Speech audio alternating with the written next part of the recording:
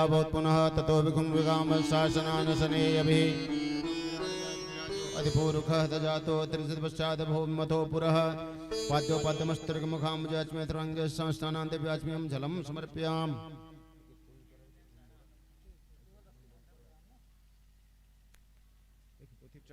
भगवान ले चढ़ो। ओम जुवासुवास परिवीतयागासो से अनुभवति जायमानः तं धीरास स्वाध्यो मनसा देवयन्तः शीतवातु संसंत्राणं लज्जाया रक्षणं परम देहालंकरणं वस्त्रं तथा शांतिं प्रेक्ष में शायद भगवान लक्ष्मी मैया बस एक ही चढ़ा दिया।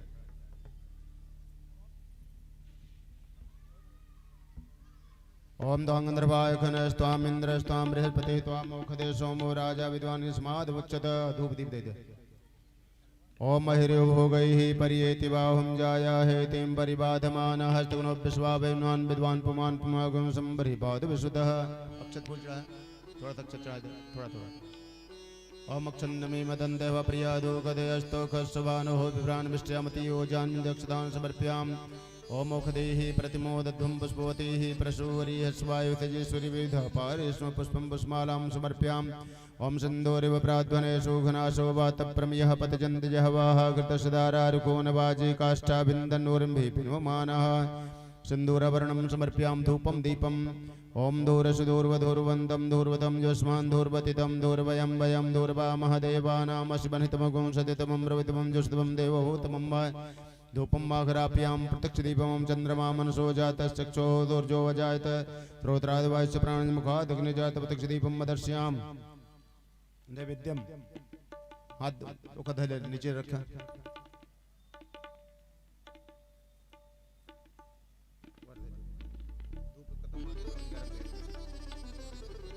हाथ धो ले हाथ धोई भोग लगाओ। पूर्वज 3 बार घुमा नैवेद्य रखा। ओम नाभ्यायासीदंदर्चिगुं शेषो देवो समवर्तत पद्भ्यां भूमिरुषाद्रोत्रान्ता लोकान् नकल्पयन् नैवेद्यमन्विद्यान्ते अच्मे मध्ये पानिमुद्रापोषं जलं समर्पयामि। ऋतुफलानुं जाः पन्नीर्याफला पुष्पाजास पुष्पणेः बृहस्पते प्रसूतास्तानुमञ्चनुं सह ऋतुफलान्ते अच्मे जलमुपवासा ताम्बूलं जत्पुरकेणभिगादेवा जग्यमुदन्मतः प्रसन्तोश्चासीदाजमृगमथर्दे। दक्षिणा चढ़ा दो पोथी पे भगवान लगे। यदत्तं यदपरादानं यदपूर्तं यासि दक्षिणाः तद्निर्वैश्वकर्मणः दुर्देवे कुनो ददत्कितायाः पूजायाः साधुगुणे तद्वक्षं समर्पयामि। वहीं थप दे दे दोनों ऐसे हाथ घुमा परिक्रमा कर ले। ओम जय तीर्थान प्रचंदशिखा हस्ता निगंगड़ हते कागुं सादरयोजने धनवान तमिं दक्षां समर्पयामि। मंत्र पुष्पाणि थोड़ा फूल ले ले।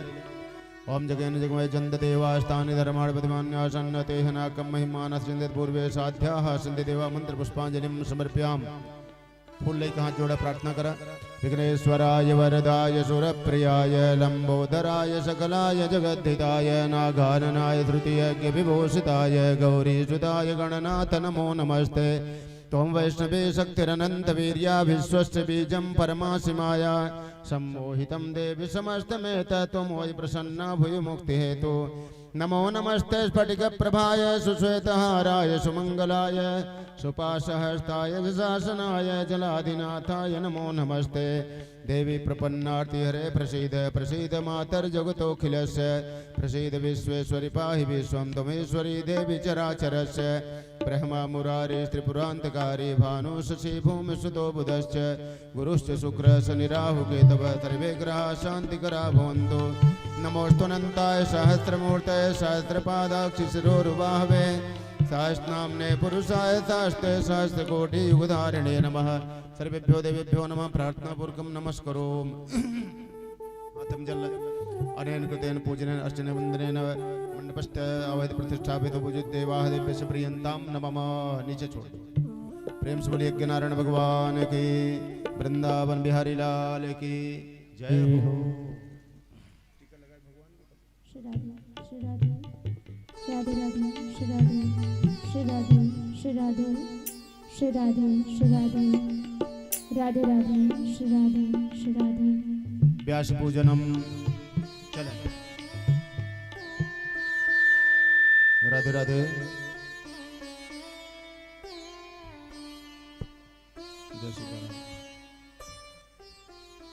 ओम व्यासाय विष्णुरूपाय व्यासरूपाय विष्णवे नमो वै ब्रह्मनिधये वासिष्ठाय नमो नमः।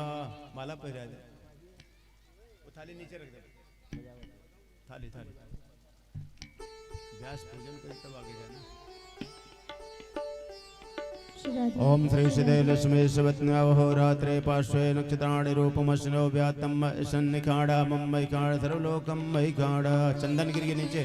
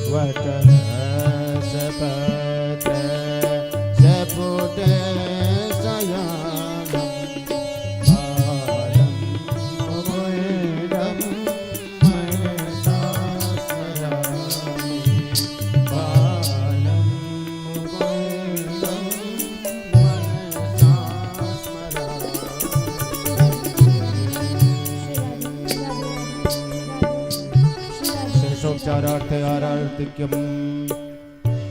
श्री राधे श्री राधे राधे राधे श्री राधे श्री राधे राधे राधे श्री राधे श्री राधे श्री राधे श्री राधे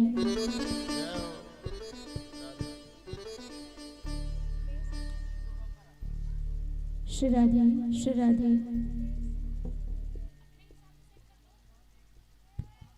श्री राधे श्री राधे श्री राधे श्री राधे श्री राधे श्री राधे श्री राधे राधे राधे श्री राधे श्री राधे श्री राधे श्री राधे श्री राधे श्री राधे श्री राधे श्री राधे श्री राधे श्री राधे श्री राधे राधे राधे श्री राधे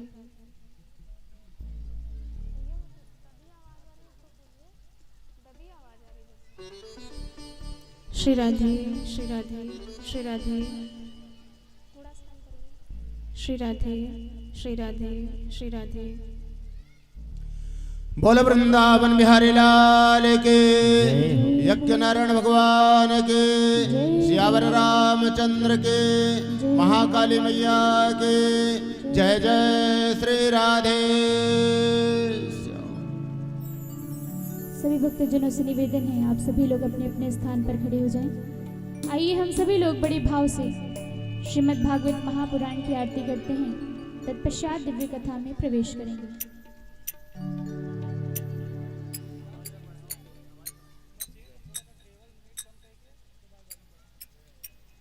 ओम इदगुम हविः प्रजननं वेयसदशवीरगुं सर्वगणगुं सस्तये आत्मशनि प्रजाशनि पशुशनि लोकशन्न भयशनि अग्निः प्रजां बहुलां मे करु त्वन्नं पयोरितु अस्मासु दत्त।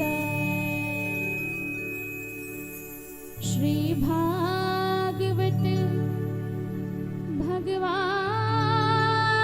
की है आरती। पापियों को पाप से है तारती। श्री भागवत भगवान की है आरती। पापियों को पाप से है तारती। श्री भागवत भगवान की है आरती। पापियों को पाप से है तारती। श्री भागवत भगवान की है आरती। पापियों को पाप से है तारती।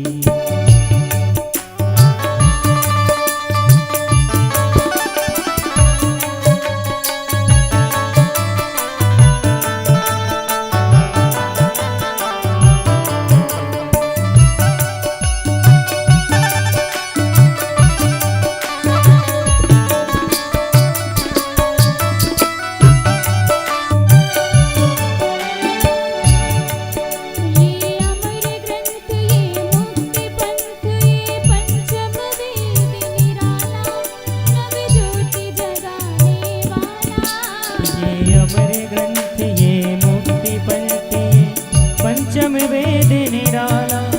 नव ज्योति जगाने वाला नव ज्योति जगाने वाला। हरि नाम यही हरि धाम यही। हरि नाम यही हरि धाम यही। हरि नाम यही हरि धाम यही। हरि नाम यही हरि धाम यही। जग के मंगल की आरती। पापियों को पाप से है तारती। श्री भागवत भगवान की है आरती। पापियों को पाप से है तारती।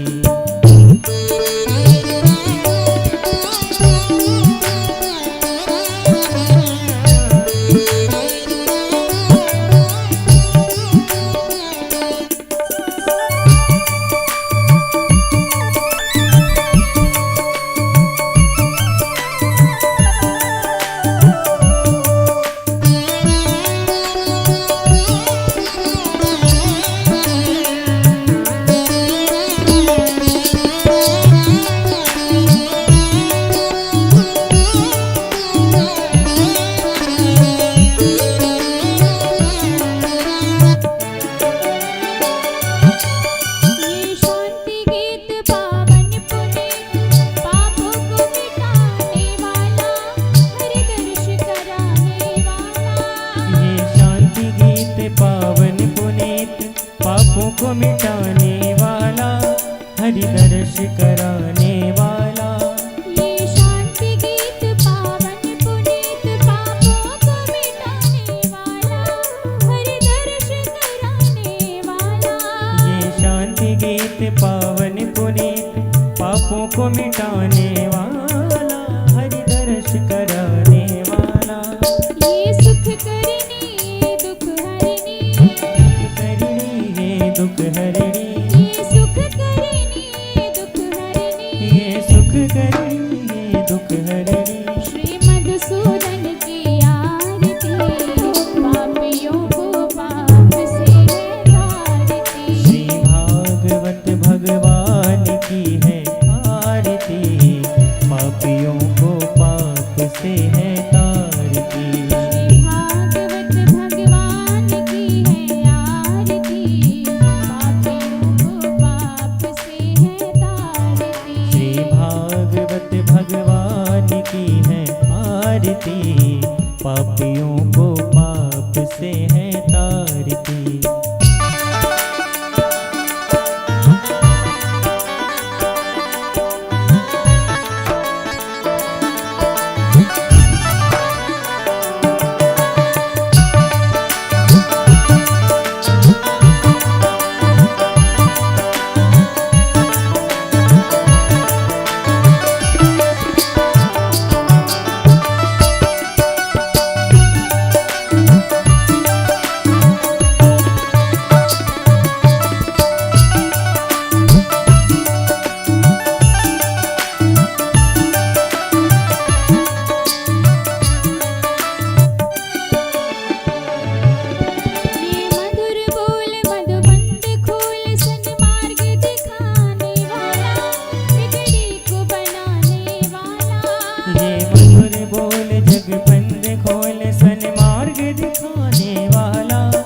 बिगड़ी को बनाने वाला। ये मधुर बोल मधुवंत खोल सुन मार्ग दिखाने वाला, बिगड़ी को बनाने वाला। ये मधुर बोल जग फंद खोल सन मार्ग दिखाने वाला, बिगड़ी को बनाने वाला। श्री राम यही घनश्याम यही, श्री राम यही घनश्याम यही, मेरे राम यही मेरे श्याम यही, मेरे राम यही मेरे श्याम यही। प्रभु की महिमा की आरती, पापियों को पाप से है तारती। श्री भागवत भगवान की है आरती, पापियों को पाप से है तारती। श्री भागवत भगवान की है आरती, पापियों को पाप से है तारती। श्री भागवत भगवान की है आरती, पापियों को पाप से है तारती। कर्पूर गौरम करुणावतारम, संसार सारम भुजगेन्द्रहारम। सदा वसन्तम हृदयारविन्दे भवं भवानी सहितं नमामि। त्वमेव माता च पिता त्वमेव, त्वमेव बन्धुः च सखा त्वमेव। त्वमेव वेद्या द्रविणं त्वमेव, त्वमेव सर्वं मम देवदेव। त्वमेव सर्वं मम देवदेव। त्वमेव सर्वं मम देवदेव। हरे राम राम राम हरे हरे। हरे कृष्णा कृष्ण कृष्ण हरे हरे। हरे राम राम राम हरे हरे। हरे कृष्णा कृष्ण कृष्ण हरे हरे। कृष्ण कृष्ण हरे हरे। कृष्ण कृष्ण हरे हरे। राम राम हरे हरे। राम राम हरे हरे। कृष्ण कृष्ण हरे हरे।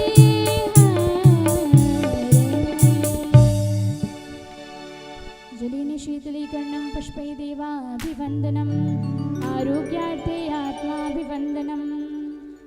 मन्त्रपुष्पाञ्जलिः। ॐ यज्ञेन यज्ञमयजन्ते देवास्तानि धर्माणि प्रथमान्यासन्नतेह नाकं महिमानः।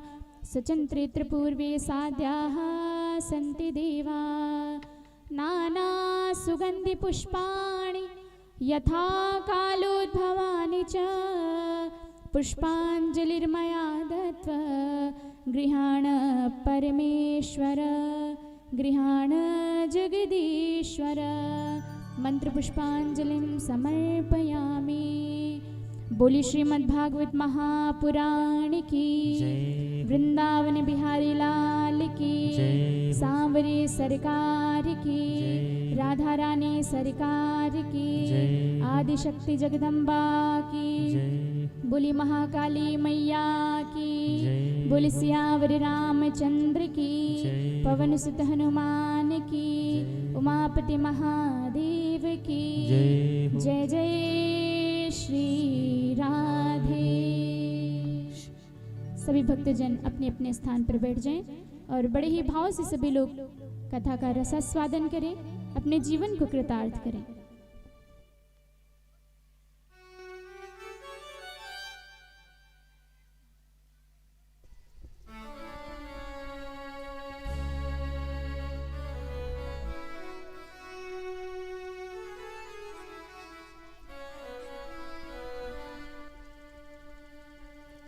श्री राधे।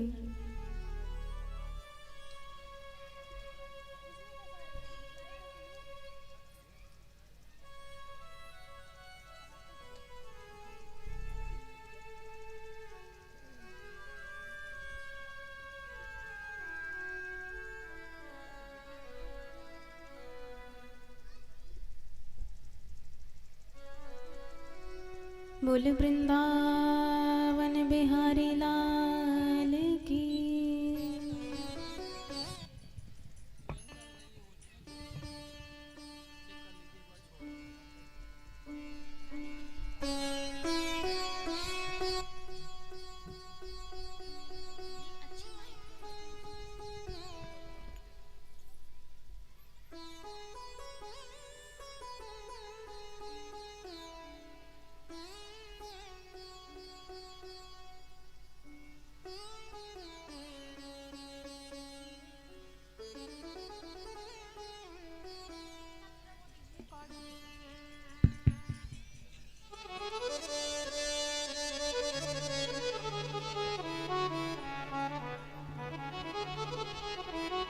श्री राधा।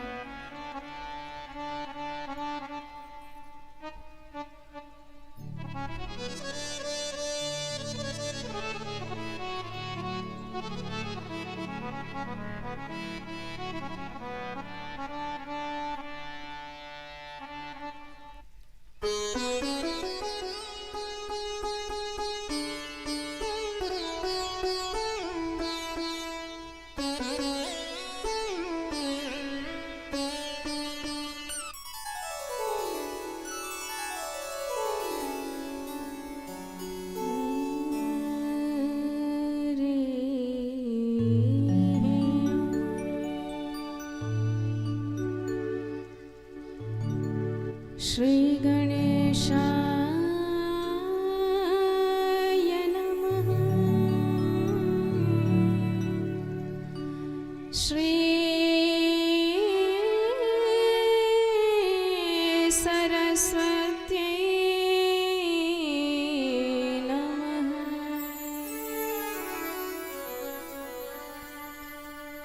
श्री गुरुचरण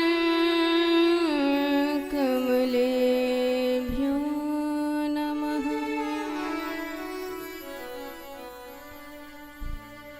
नमः परमहंसास्वादित चरणकमल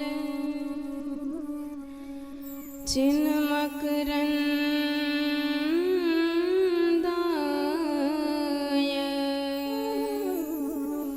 भक्तजनमानस निवासाय श्री रामचन्द्राय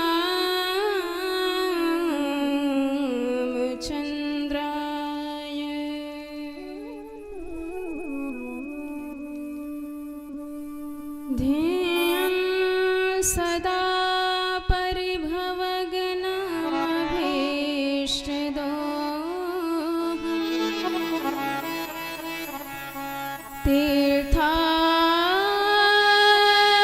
तीर्थास्पदं शिवविरिञ्चनुतं शरणयम्। भृत्यार्तिहं प्रणतपाल भवाब्धिपोतम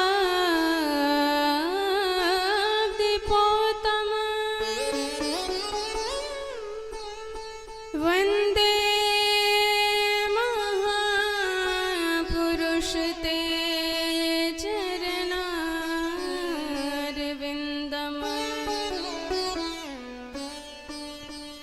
वंशी विभूषितकरा नवनीरदाभा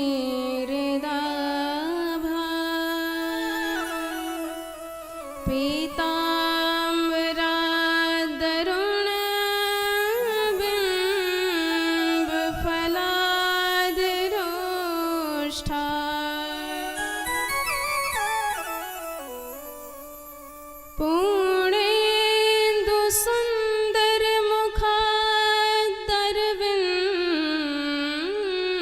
पूर्णेन्दुसुन्दरमुखादरविन्दनेत्रा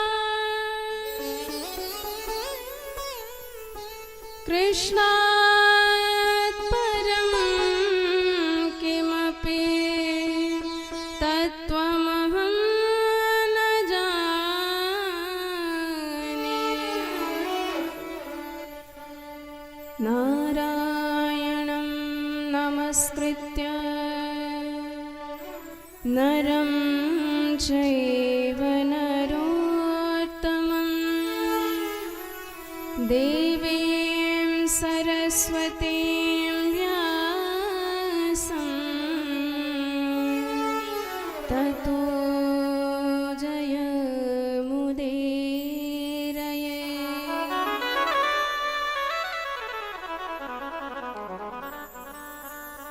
सीतानाथ समारम्भा श्रीरामानन्दार्यमध्यमा अस्मदाचार्यपर्यन्तां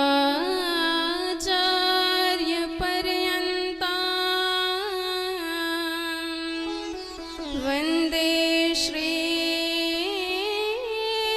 गुरुपरम्पराम्।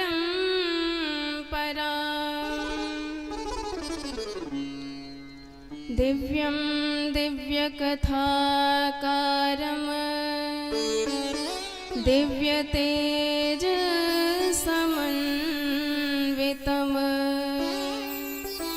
श्रीश्यामसुन्दरदेवाख्यं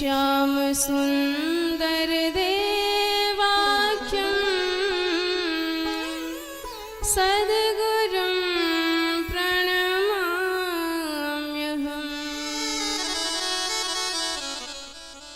जय जय श्रीराधारमण,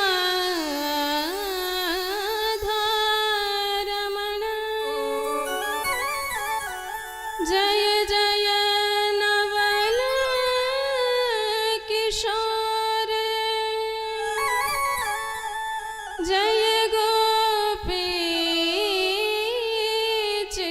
चोर प्रभु, जय जय माखन चोर। बोलबा के बिहारी लाल की जय हो, बरसाने वारी की जय हो, बोल महाकाली मैया की जय हो, हनुमान जी महाराज की जय हो, राधे श्याम भगवान की जय हो, श्री सीताराम भगवान की जय हो, सद्गुरुदेव भगवान की जय हो, गौरी शंकर भगवान की जय हो। आइए बड़े भाव से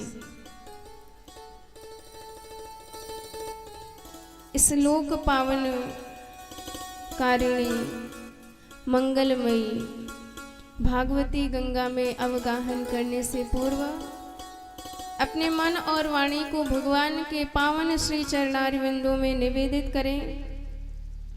तत्पश्चात प्रभु की कृपा को शीश पर धारण करके हम इस मंगलमय अनुष्ठान में प्रवेश करेंगे और अपने जीवन के परम लाभ को प्राप्त करके जीवन सार्थक बनाएंगे। हमने जन्म किस लिए पाया है? हमने जन्म भगवान की भक्ति करने के लिए पाया है।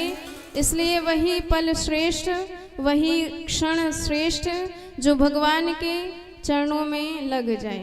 आइए बड़े भाव से हम सब मिलजुल करके राधा रमण के पावन सच्चिदानंदमय चरणारविंदों में मन निवेदित करते हैं। बोले राधा रमण सरकार की जय जय राधा रमण हरि बोल, जय जय राधा रमण हरि बोल, जय जय राधा रमण हरि बोल, जय जय राधा रमण हरि बोल। हरि बोल, जय जय राधा रमण हरि बोल, जय जय राधा रमण हरि बोल, हरि बोल, जय जय राधा रमण हरि बोल, जय जय राधा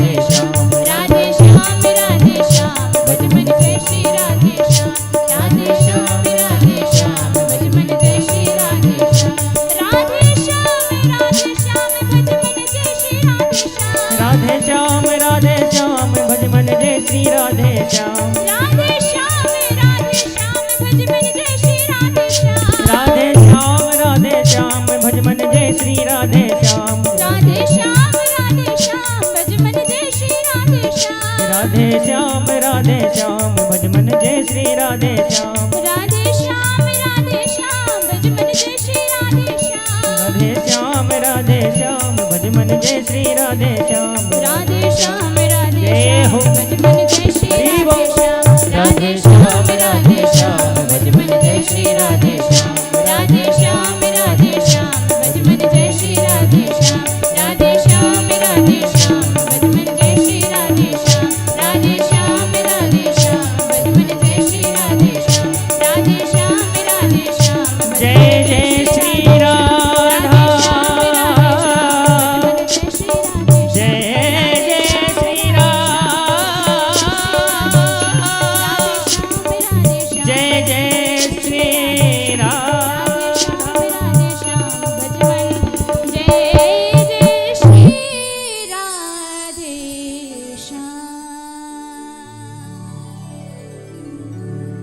बोल भक्तवत्सल भगवान की जय हो।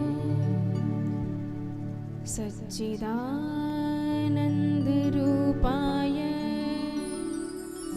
विश्वोत्पत्त्यादि हेतवे तापत्रय विनाशाय श्रीकृष्णाय वयं नमः।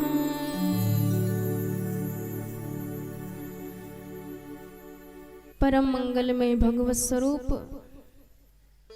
श्रीमद् भागवत महापुराण ज्ञान यज्ञ, जिसमें प्रवेश कर अपने जीवन को परम धन्य व कृतार्थ बना रहे सम्मुख सब उपस्थित संत वैष्णव समुदाय, श्रद्धामयी भक्तिमयी माताएं एवं समस्त विभूतियों को बारंबार सप्रेम जय जय श्री राधे जय सिया राम। भगवान की अहेतुकी कृपा से आज के पावन अवसर पर चैत्र मास में आज हमारे सनातन धर्म का नव संवत्सर है, अर्थात हम नूतन वर्ष में आज से प्रवेश कर रहे हैं। हमारा नया साल अब लगा है। जो 1 जनवरी को होता है वो हमारा नहीं है, वो तो विदेशी सभ्यता है। अंग्रेजों का नववर्ष वो माना जाता है, पर हम सनातनी हैं तो सनातन का नव वर्ष चैत्र मास में ही माना जाता है। नव दुर्गा जो साक्षात शक्ति है, सारे जगत में समाई हुई है, महामाया है। ये जगत जो हमें दिखाई दे रहा है सब उन्हीं महामाया का कृपा प्रसाद है। जितने भी विचार हैं, जड़ चेतन जो भी है, जो भी देख रहा है, जो अनुभव हो रहा है, सब में वही महामाया विराजमान है, शक्ति रूपेण संस्थिता। तो हम उन्हीं शक्ति की उपासना से अपने जीवन के नव वर्ष का आरंभ करते हैं। इसलिए हमें यह ज्ञान रहना चाहिए कि हमारा क्या कर्तव्य है, क्या धर्म है, क्या निष्ठा है। और यदि यह ज्ञान हमें नहीं है तो धिक्कार है हमारे जीवन पर कि हम इसी सनातन धर्म में अवतरित होकर के भी इतना नहीं जानते हैं।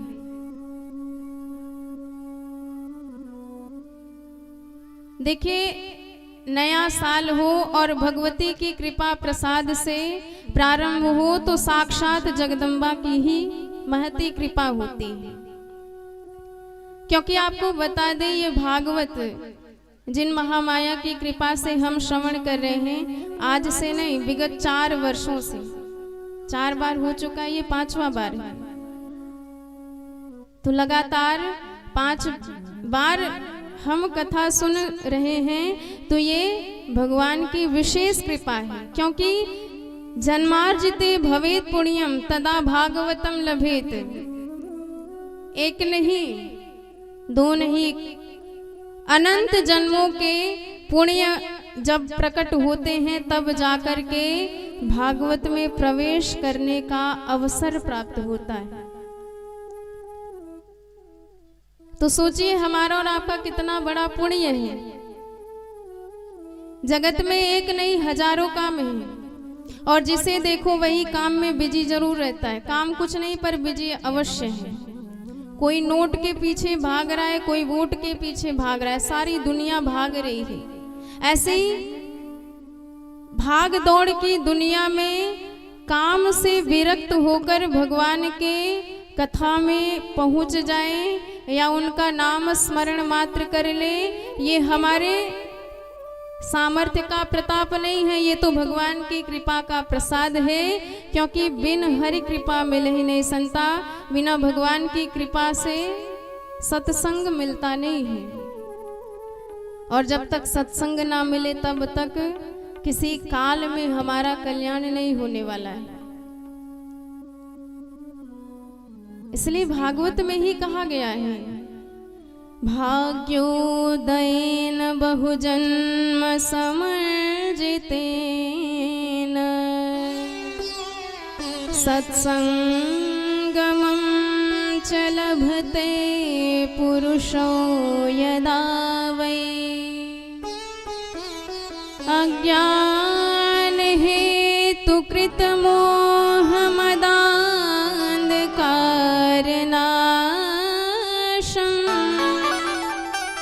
विधाय तदो दयते विवेकः।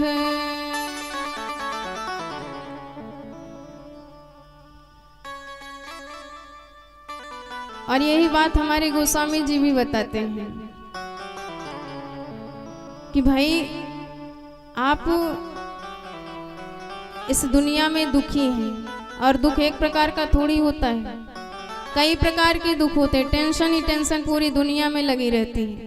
किसी से पूछ लो, महाराज आप सुखी हो, भले ही अरबपति होगा, कह देगा अरे कहाँ सुखी है। आपको एक नहीं, पूरी लिस्ट पकड़ा देगा कि ये हमें टेंशन है, यदि हो सके तो हमें मुक्त करवा दो। बड़े बड़े अरबपति भी मुक्त नहीं हो पाते हैं। और आपका दुख मिट जाएगा कब? जब सत्संग मिल जाएगा तब। और सत्संग ना मिले, ब्रह्मलोक में भी चले जाइए, आपको सुख नहीं मिल सकता है। बेनु सत्संग विवेक न होई, बिनु सत्संग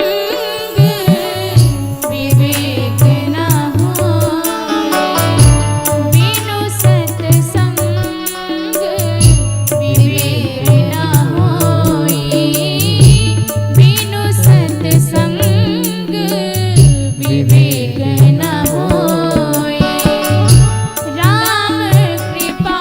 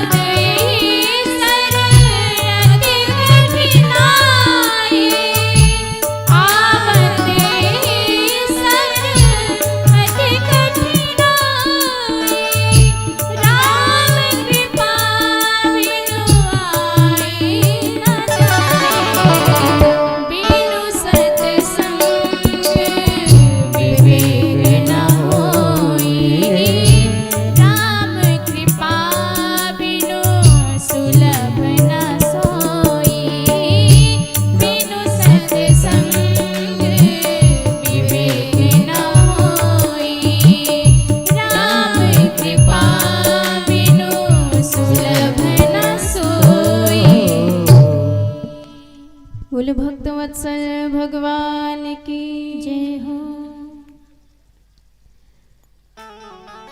तो ये भागवत एक प्रकार से महा सत्संग है। इस मंगलमयी कथा में आप भगवान की महिमा के बारे में जानोगे। देखिए, जीवन कैसे जीना है। अगर आपको इस प्रश्न का उत्तर चाहिए तो आप रामायण पढ़ लीजिए। कैसे जिया जाता है आप रामायण पढ़ करके जान लोगे, क्योंकि हमारे राघवेंद्र सरकार मर्यादा पुरुषोत्तम है। पग पग पे मर्यादा दिखलाई है। मर्त्यावतारस्य ही मर्त्य शिक्षणम। इस मृत्यु लोक में हर मनुष्य को कैसे जीवन जीना चाहिए भगवान ने अपने आचरण से शिक्षा दी है। तो रामायण पढ़ लीजिए, जीवन कैसे जीना चाहिए इस प्रश्न का उत्तर मिल जाएगा। पर मरना कैसे चाहिए इस प्रश्न का उत्तर पाने के लिए आपको भागवत में प्रवेश करना पड़ेगा, क्योंकि हम हर चीज की तैयारी करते हैं पर मरने की तैयारी नहीं करते हैं। ईमानदारी से बताइए कितने लोग तैयार हैं कि हम एकदम रेडी हैं? कोई नहीं तैयार है। अभी यमराज जी पहुंच जाएं और कह दें आपको चलना है, तुरंत आपको तमाम काम याद आ जाएंगे कि महाराज 2 दिन की मोहलत और दे दीजिए, ये काम पूरा कर ले, अपनी प्रॉपर्टी बच्चों के नाम कर दे, वहाँ का खेत ठिकाने लगा दे, ये काम पूरा कर ले तो फिर चलना ही चलना है। पर कोई ये नहीं कहेगा हाँ महाराज हम एकदम तैयार हैं, आप लेके चलो, कोई काम नहीं, एकदम तैयारी फुल है, कोई नहीं कहता है। तो मरने की तैयारी कैसे करें इस प्रश्न का उत्तर हमें भागवत में मिलता है। देखिए, हमारे जन्म लेते ही मृत्यु पीछे पड़ जाती है। सुख पाता रहा जो सदा जग में, उसे आखिर में दुख पाना पड़ा। पछताया नहीं कहीं जो कभी, उसे अंत समय पछताना पड़ा। कोई फूल न बाग में ऐसा खिला, खिल के न जिसे मुरझाना पड़ा। विधि का यह अटल विधान रहा, जिसे आना पड़ा उसे जाना पड़ा। तो हम बार बार आते हैं, बार बार जाते भी हैं, पर फिर आते हैं। क्यों आते हैं? क्योंकि हम अच्छे से जाते ही नहीं हैं, और एक बार अच्छे से चले गए तो फिर आना नहीं पड़ेगा। इसलिए जीवन में 2 बात ही याद करके रखें। 2 बातन को याद रखे,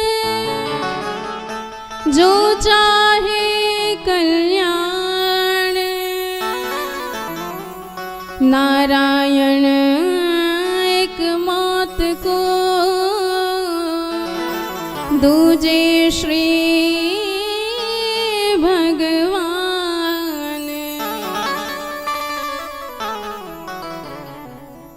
हमें इस जीवन में 2 बात याद रखनी है। आप अपना जन्मदिन भूल जाओ चलेगा, पर 2 बात ये कभी ना भूलना, गांठ बांध लीजिए। कौन कौन सी बात हमें नहीं भूलनी है? पहली बात मरना है, ये बात आप हमेशा याद रखें। जिंदगी के एक पल का भी भरोसा नहीं है, कब हमारा आदेश आ जाए इसका कोई भरोसा नहीं। इसलिए एकदम तैयार रहें, मृत्यु को अपने चित्त में गड़ाए रखें। और दूसरी बात क्या है? राम जी को कभी ना भूलें। 4 दिन की चांदनी फिर अंधेरी रात है, अपने राम जी को भूल बैठे, ये ना अच्छी बात है। राम जी को तो जरूर याद रखें, और इन्हीं का उल्टा भी याद रखें। राम जी का उल्टा मरा। तो बस यही 2 बात याद रखें, अपने आप उद्धार हो जाएगा। और ये 2 बात कैसे याद रहेगी? ये 2 बात आपको तभी याद रहेगी जब आप भागवत की मंगलमयी कथा सुनेंगे। बोल श्रीमद् भागवत महापुराण की जय हो। तो तो हम जिस भागवत में प्रवेश कर रहे हैं उसमें प्रवेश करने से पूर्व मंगलाचरण किया गया है। तो मंगलाचरण में किसे याद किया गया है, हम सब ध्यान से श्रवण करेंगे। तो भागवत किस लिए सुनी जाती है, कैसे सुनी जाती है, कहाँ सुनी जाती है, कब सुनी जाती है, इन सब प्रश्नों का उत्तर आपको इसी महात्म्य में बताया जाएगा। तो किसे याद किया गया है? श्री कृष्णाय वयम नुमः। कैसे हैं ये? सच्चिदानंद रूपाय। देखिए, भगवान के स्वरूप का यदि ज्ञान प्राप्त करना है तो 3 बातें हैं, सत, चित, आनंद। अब जरा आप बताइए, सत्य किसे कहते हैं? सबको पता है, सुना भी होगा। किसी शव यात्रा के पीछे जाओ, अब आप ये कहेंगे कि बार बार मरने की ही बात किए जा रहे हैं, पर यही सत्य है भाई। हमें यही ज्ञान कराना है, आपको यही याद कराना है, इसलिए बार बार यही बातें होंगी। तो पीछे क्या कहते जाते हैं? राम नाम सत्य है। तो सत्य क्या है? सत्य केवल भगवान है, जो आज भी सत्य हैं, पहले भी सत्य थे और भविष्य में भी सत्य रहेंगे। और चित्त, चित्त यानी प्रकाश। अब यदि आपको पढ़ना है, दिन में तो कोई दिक्कत नहीं है, उजेला रहता है, पर रात्रि के वक्त आपको लाइट जलाना पड़ेगा, तभी पढ़ पाओगे। तो हमें देखने के लिए प्रकाश चाहिए, लेकिन हमारे भगवान जो करोड़ों सूर्यों के समान स्वयं प्रकाशमान है, ऐसा इनका दिव्य स्वरूप है। एक बार प्रकट हो जाए तो त्रिभुवन का अंधकार भाग जाता है। और आनंद, अब ये आनंद बड़ी ध्यान की चीज है, क्योंकि ये आनंद यहाँ की नहीं है, विदेशी है। विदेशी मतलब ये हमारे भगवान के पास की चीज है। अब आपसे यदि आनंद का मतलब पूछा जाए तो आप क्या बताएंगे? किसे कहते हैं आनंद? हमारे पास झोपड़ी थी, मेहनत किया, बिल्डिंग खड़ी हो गई, तो क्या आनंद मिल गया आपको? नहीं, इसे आनंद नहीं कहते हैं। प्यासे थे, किसी ने ठंडा ठंडा पानी पिला दिया तो आपको अच्छा लगा, तो आप प्रसन्न होके कहते हैं भाई आनंद आ गया, पर ये भी आनंद नहीं है। भूखे थे, किसी ने भोजन करा दिया, आप कहेंगे आनंद आ गया, पर आनंद इसे भी नहीं कहते हैं। थके हारे थे, डंलप के गद्दे पर सो गए, आप कहेंगे आनंद आ गया, इसे भी आनंद नहीं कहते हैं। क्योंकि आनंद इस संसार में नहीं मिल सकती है। हर चीज का उल्टा होगा, पर आनंद का उल्टा कुछ नहीं होगा। दिन का उल्टा रात होगा, निर्धन का उल्टा अमीर होगा। पर ये कहो कि आनंद का उल्टा कुछ मिल जाए तो नहीं मिल सकता। सुख का मिल सकता है, दुख, पर आनंद का नहीं मिल सकता है, क्योंकि आनंद तो आत्मा की चीज है, भीतर की चीज है। आनंद आपको तब आएगा जब आप एक बार इस दुनिया से मुक्त होकर के भगवान के चरणों से जुड़ जाएंगे। क्यों आनंद मिलेगा? क्योंकि संसार की चीज आज है, कल नहीं रहेगी। और किसी भी चीज से ज्यादा लगाव करोगे और वह चीज जब छूट जाएगी तो आपको उतना ही ज्यादा कष्ट भी होगा। जिससे जितना अधिक प्रेम होगा, उसके नष्ट होने पर उतना ही ज्यादा कष्ट भी होगा। जिससे कोई लगाव नहीं है, नष्ट हो जाए हमें जरा भी कष्ट नहीं होगा। कैसे? अखबार में, टीवी में, मोबाइल में हमेशा देखते रहते हैं कि आज ये हादसा हो गया, इतने लोग मारे गए, ईरान का युद्ध चल रहा है तो यहाँ पर सैकड़ों लोग मर गए। तो आप बढ़िया से ये न्यूज देख भी रहे हैं और दोस्तों से गपशप भी कर रहे हैं, चाय की चुस्कियां भी लेते जा रहे हैं। अरे भाई, जीवन का कोई भरोसा नहीं, देखो देखो हजारों लोग मारे गए। तब तक दूसरा कहता दिखाते थोड़ी और मरे होंगे, पर कोई आपको गम नहीं है। पर यदि आपका ही कोई अपना व्यक्ति वहां है और खबर मिली कि वह भी युद्ध में मारा गया, तब देखिए कैसा कष्ट होता है। क्योंकि अब तो अपने की बात आ गई है, लगाव है, प्रेम है उससे। इसलिए आनंद तब मिलेगा जब आप भगवान से जुड़ोगे, क्योंकि भगवान किसी भी काल में नष्ट नहीं होने वाले। और जब प्रेम उनसे है जो नष्ट नहीं हो सकता है, तो हमें कष्ट ही क्यों होगा। इसलिए भगवान को कहा जाता है सच्चिदानंद रूपाय। दैहिक दैविक भौतिक तापा, दैहिक दैविक भौतिक तापा, दैहिक दैविक भौतिक तापा, राम राज का नहीं व्यापा, राम राज का नहीं व्यापा, दैहिक दैविक भौतिक तापा, दैहिक दैविक भौतिक तापा, राम राज का नहीं व्यापा, राम राज का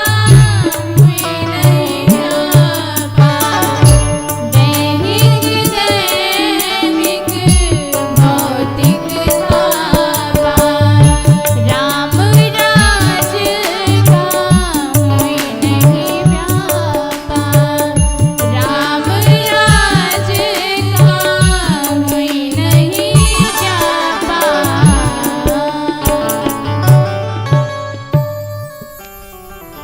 और भगवान से चाहे जितना भर जाओ, मन नहीं भरने वाला है। पर दुनिया की चीजों से कभी ना कभी मन अवश्य भर जाएगा। जैसे किसी को रसगुल्ला पसंद है, पर भले ही पसंद हो कितना खाएगा। उसके सामने रसगुल्ला धरते जाओ, ज्यादा से ज्यादा 10 खाएगा, 20 खाएगा, इसके बाद बस बोल देगा। और ज्यादा जबरदस्ती खाएगा तो फिर खाने लायक ही नहीं बचेगा। क्योंकि उसे लिमिटेशन में पसंद है, लिमिट सीमा में पसंद है। औकात से ज्यादा खाएगा तो फिर मर सकता है, स्वास्थ्य खराब हो जाएगा, फिर रसगुल्ला के नाम से भी नफरत हो जाएगी। पर भगवान की कथा सुनते जाओ, राम नाम रटते जाओ, पर मन कभी नहीं भर सकता, क्योंकि भगवान पूर्ण है और उनसे जुड़ करके हमें पूर्णता का आनंद होता है। अनलिमिटेड, चाहे जितना प्रभु का नाम लेते जाओ, हाजमा खराब नहीं होगा, बल्कि जितना ज्यादा नाम लोगे उतना ही ज्यादा फायदा होगा। जैसे एक बार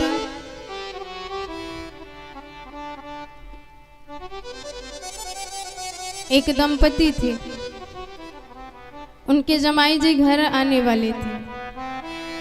तो माँ ने अपनी बेटी से फोन करके पूछा, बेटी ये तो बता जमाई जी को क्या पसंद है। बेटी ने कहा, माँ तुम्हारे जमाई जी को पालक ज्यादा पसंद है। माँ ने कहा अच्छा खूब व्यवस्था करेंगे। अब जब जमाई जी घर आए तो नाश्ते में उनको पालक का पकौड़ा बना के दिया गया। खूब प्रेम से खाए क्योंकि पसंद है। अब दोपहर के भोजन में भी उनको पालक की सब्जी बना के दे देंगे और शाम के भोजन में भी पालक की दाल। और सुबह होते ही सासू माँ पूछती, बेटा आप बता पालक का क्या बना दे। जमाई जी ने हाथ जोड़ा, माँ आप ये बता दो आप पालक की खेती कहाँ पे किए हो हम वहीं पे जाएंगे, चढ़ के आएंगे, पर इतनी ज़्यादा पालक नहीं खाएंगे। अरे पसंद है पर लिमिट में पसंद है, इतना भी ज़्यादा पसंद नहीं है। पर हमारे भगवान की कथा से कभी मन नहीं भर सकता है, इसलिए नाम जपते जाओ। जितनी श्वास है प्रति श्वास पे भगवान का नाम रटते जाइए, उसी में हम लोगों का परम कल्याण है। श्वास श्वास पर कृष्ण भजे, वृथा श्वास जन खोय, ना जाने या श्वास की आवन हो ये न हो।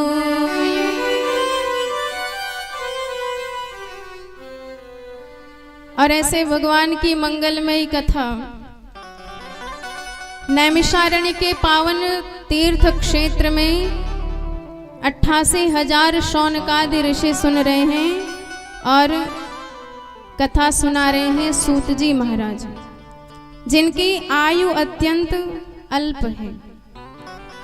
और जैसे ही अल्प सूत जी महाराज ने संतों की सभा में प्रवेश किया तो समस्त संत खड़े होकर उनका स्वागत करने लगे। सूत जी को बड़ा संकोच लगा कि हम इतनी छोटी सी आयु के हैं और आप सब इतनी बड़ी बड़ी अवस्था के हैं, जिन्होंने हजारों इंद्र को अपनी अवस्था में गद्दी से बदलते देखा है, और आप सब हमें प्रणाम कर रहे हैं। संतों ने कहा, महाराज हमारे यहाँ बुजुर्ग वृद्ध वही माना जाता है जो ज्ञानी है। आप बल में कितने बड़े हो, धन में कितने बड़े हो, आयु में कितने बड़े हो, ये बात मायने नहीं रखती है। आप ज्ञान में कितने बड़े हो, बात ये मायने रखती है। धन वृद्धा बल वृद्धा आयु वृद्धा तथैव च ते सर्वेपि ज्ञान वृद्धाश्च किंकरा शिष्य किंकरा। इसलिए महाराज आज आप हमें ऐसी मंगलमयी कथा का श्रवण कराइए, जिसके श्रवण करते ही हमारे इस हृदय में भगवान की भक्ति जागृत हो जाए, ज्ञान प्रकट हो जाए। इस संसार से जो हम चिपके हैं, इस संसार को ही अपना सब कुछ मान रहे हैं, इस संसार से मुक्त हो जाए। कुछ ऐसी पावन चर्चा आप श्रवण कराइए। भक्त ज्ञान विरागाप्तो विवेको वर्धते महान, माया मोह निराशश्च वैष्णवे क्रियते खत्म। हमारे जीवन में जो माया मोह है, इससे हम अपने आप को कैसे बचाएं, कैसे मुक्त हो पाए।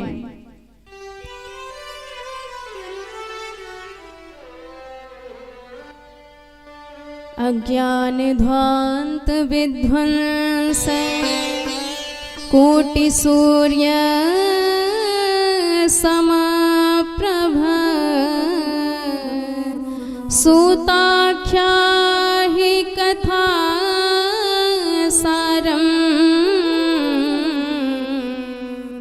विवेको वर्धते महा। मम कर्ण रसायनम, कानों के लिए जो अमृत हो वह सुनाइए।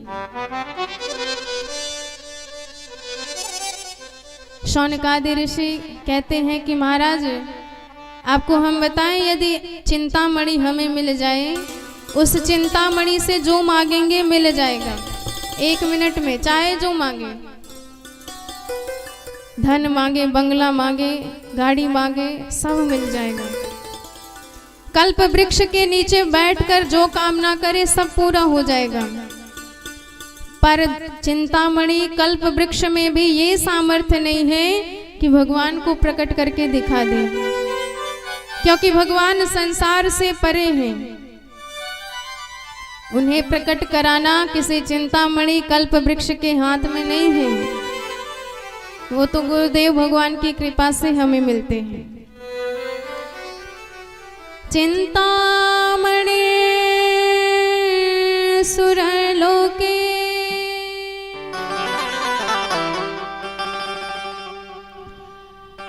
प्रयच्छति गुरु प्रीतो वैकुंठम योगी दुर्लभम। अब देखिए यहाँ पर गुरुदेव भगवान की क्या महिमा बताई गई है, ये हम सब समझने का प्रयास करेंगे, क्योंकि मर्यादा है हमारे सनातन धर्म की। जब तक गुरुदेव की कृपा कटाक्ष के अंतर्गत हम नहीं आएंगे तब तक भगवत प्राप्ति होना भी असंभव है। हमारे राम जी दशरथ जी के यहाँ तब तक अवतार नहीं लेते हैं जब तक दशरथ जी स्वयं जाके गुरुदेव वशिष्ठ के शरणागत नहीं होते हैं, और जब जाके अपनी सारी दीनता गुरुदेव के चरणों में समर्पित कर देते हैं तो वही गुरुदेव उन्हें आशीष देते हैं कि धरहु धीर हुए हैं सुतचारी। अब आप गुरुदेव की छत्र छाया में हो और गुरुदेव बलवान तो चेला पहलवान। यदि गुरुदेव की कृपा है तो फिर भगवान भी अपने आप को बचा नहीं पाएंगे, उन्हें भी आना पड़ेगा। इसलिए ईश्वर से भी ज्यादा यदि श्रद्धा रखनी है तो श्री गुरुदेव के पावन चरणार बिंदों में रखिए। जिन लोगों की भी भक्ति गुरुदेव के चरणों में है भगवान उन्हें अवश्य मिल जाते हैं। बोल सद्गुरुदेव भगवान की जय हो। ईश्वर से गुरु में अधिक धारे भक्ति सुजा, बिनु गुरु आत्म प्रवीण हो, लहेन आत्म ज्ञान। हरिहर आदिक जगत में देव पूज जो कोय, सद्गुरु की सेवा के सबकी सेवा हो।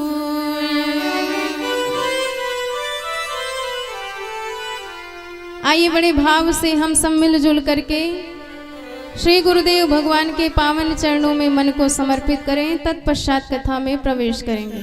सभी लोग साथ में गाते हुए बोलो सद्गुरुदेव भगवान की जय हो। सदानंद चिन्मय स्वरूप है, महिमा पाए कर ले गुरु पद ध्यान रे मनुआ, पूजा भव से पाए कर ले गुरु पद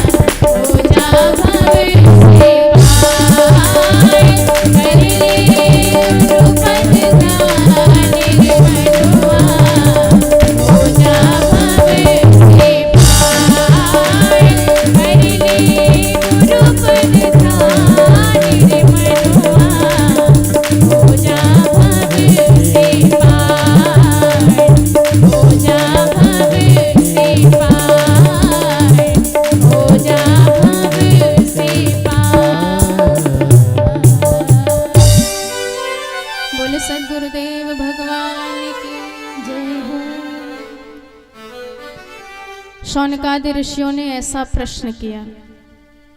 तो सूत जी महाराज प्रसन्न होके कहते हैं कि धन्य है जो संत के पास आके गोविंद कैसे मिलेंगे, भगवान कैसे मिलेंगे, ऐसे प्रश्न करते हैं। क्योंकि संत के पास करोड़ों जाते हैं पर उनका एक ही प्रश्न रहता है कि हमारा घर परिवार कैसे चलेगा, हमारा दुकान मुनाफे में कैसे जाएगा। इसके अलावा और कोई प्रश्न नहीं। हम भगवान से कैसे जुड़ेंगे, हम इस संसार से कैसे मुक्त होंगे, इस विषय पर हमारा ध्यान जाता ही नहीं है। धन्य है उनका जीवन जो भगवान के लिए जीवन जीते हैं। सूत जी ने कहा यदि आप लोगों का इतना सुंदर भाव है तो जिसका भाव सुंदर होता है उसे कथा अवश्य सुनाई जाती है। क्योंकि कथा सुनाने में भी आनंद तभी आता है जब सामने वाले के मन में श्रद्धा हो, भाव हो। इसलिए आज हम आपको जीवन का रहस्य ही बताएंगे। इस जीवन में सबसे बड़ा डर क्या है? सबसे बड़ा डर है मृत्यु का, और यह अटल सत्य है।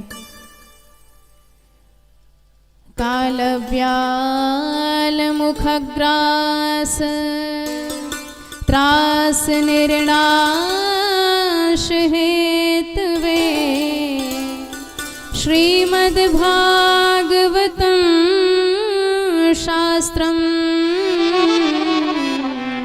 कलोकिरेण भासितम्।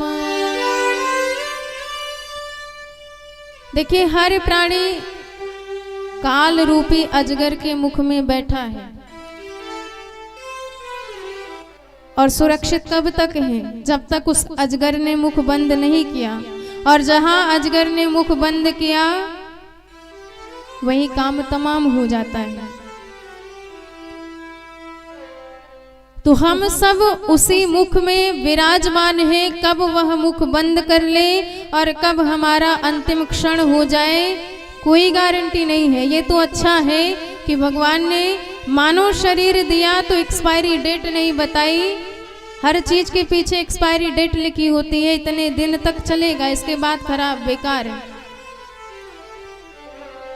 और यदि बता देते तो हमें इतनी चिंता हो जाती कि उससे पहले ही हम मर जाते। डॉक्टर के पास जाओ, किसी को डॉक्टर बता दे महाराज आप अब घर जाओ, मात्र इतने दिन के मेहमान हो, तो बेचारा उतना सोच सोच के टेंशन लेकर के पहले से ही मर जाएगा। इसलिए मृत्यु से भी ज्यादा खतरनाक होता है मृत्यु का भय। और इस भय से हम मुक्त कब होंगे? जब हम श्रीमद् भागवत की मंगलमयी कथा सुनेंगे, क्योंकि यह मृत्यु के भय का निवारण करने वाली है। हमारे जीवन में जो भय बना है, मर जाएंगे। और जब आपको ज्ञान हो जाएगा कि आत्मा कभी नहीं मरती, ये तो शरीर परिवर्तन करती है, जैसा कर्म हम करेंगे वैसा शरीर भी हमें पाना पड़ेगा। जो बहुत ज्यादा जीवों की हत्या करके खा जाते हैं फिर उन्हें वही जीव बनना पड़ता है और वो भी इसी तरह मारे काटे जाते हैं। और ये सब ज्ञान हमें कब होगा? ये सब ज्ञान हमें तब होगा जब हम भागवत की कथा सुनेंगे। अरे हमारे परीक्षित जी को भी यही भय लगा था, श्राप लग गया 7 दिन में मरने का। कल्याण का मार्ग खोजने लगे, गंगा जी के तट पे आके विराजमान है, हजारों संत सन्मुख विराजमान है। उसी समय हमारे सुखदेव महाप्रभु श्रीमद् भागवत की मंगलमयी कथा लेके प्रकट हो जाते हैं कि हम आपको मुक्त करेंगे, आपको चिंता करने की आवश्यकता नहीं है। पर जैसे ही पता चला देवताओं को, तो अमृत का घड़ा लेकर के सुखदेव जी के समक्ष पहुंच गए, हाथ जोड़ के कहने लगे कि महाराज हमने सुना है परीक्षित 7 दिन में मरने वाले हैं, इसलिए हम अमृत लाए हैं स्वर्ग से। आप ये अमृत परीक्षित को पिलाइए, अमर हो जाएंगे। किसी की औकात नहीं फिर इन्हें मार पाए। पहले तो सुखदेव जी को बड़ा आश्चर्य हुआ, क्योंकि जो बहुत ही कंजूस व्यक्ति हो ऐसा व्यक्ति बिना मांगे आपको कीमत देने लग जाए, धन देने लग जाए तो सतर्क होना चाहिए, क्योंकि ये जो कभी अपनी चमड़ी तक दे देने को तैयार था धन के बदले, आज वो हमें धन क्यों दे रहा है, जरूर इसका फायदा होगा। पर देवताओं ने अपने मन की बात कही डाली कि महाराज आप अमृत भले ही परीक्षित को पिला दीजिए, पर बदले में जो कथा इन्हें सुनाने जा रहे हैं हमें सुनानी पड़ेगी। व्यापार करने लगे। प्रपश्यामो वयं सर्वे श्रीमद्भागवतामृतम्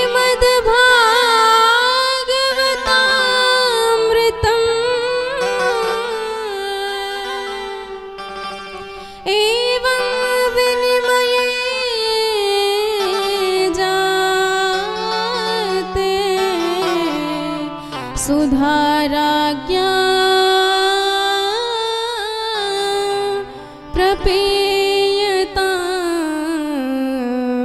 सुधाराज्ञा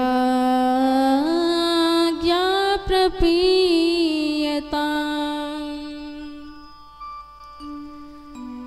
अब आप विचार कर लीजिए कि ये कथा कितनी देव दुर्लभ है कि जो अमृत जिसके लिए भयंकर देवासुर संग्राम भी हुआ, देवता लोग बिना मांगे बिना बुलाए अपने आप प्रदान कर रहे हैं, बदले में कथा मांग रहे हैं।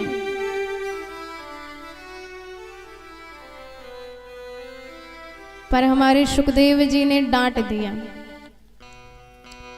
कि तुम भगवान की कथा की कीमत लगा रहे हो।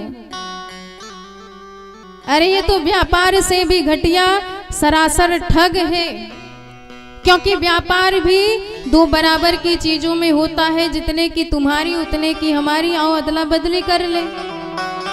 पर कहा हमारा कथामृत और कहा तुम्हारा यह तुच्छ अमृत, दोनों की बराबरी नहीं हो सकती है।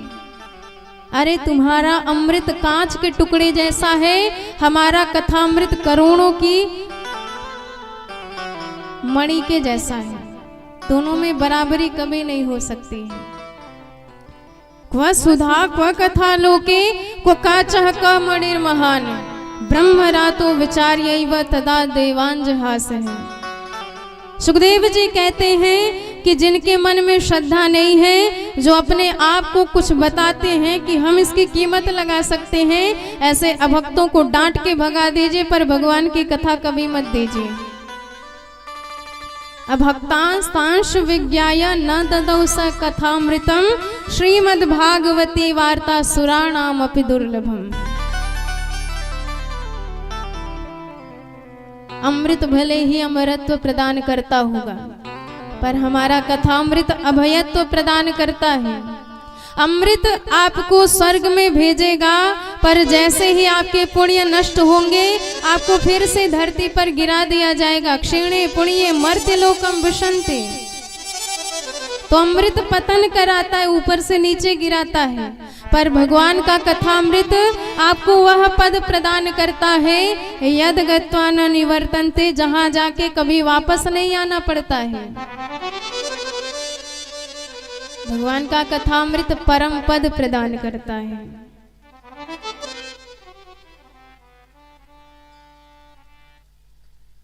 तव कथामृतम्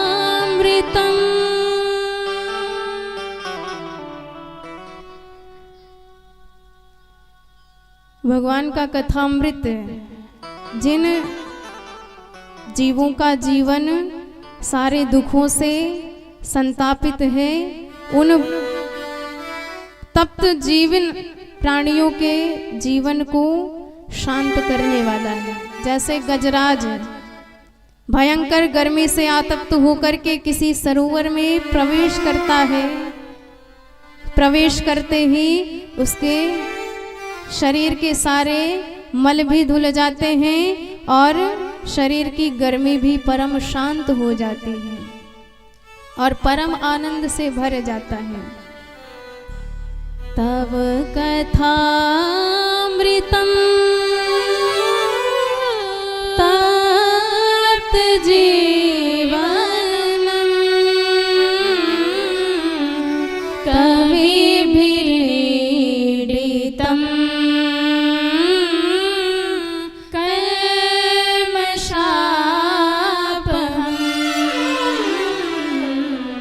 कविभिरीडितं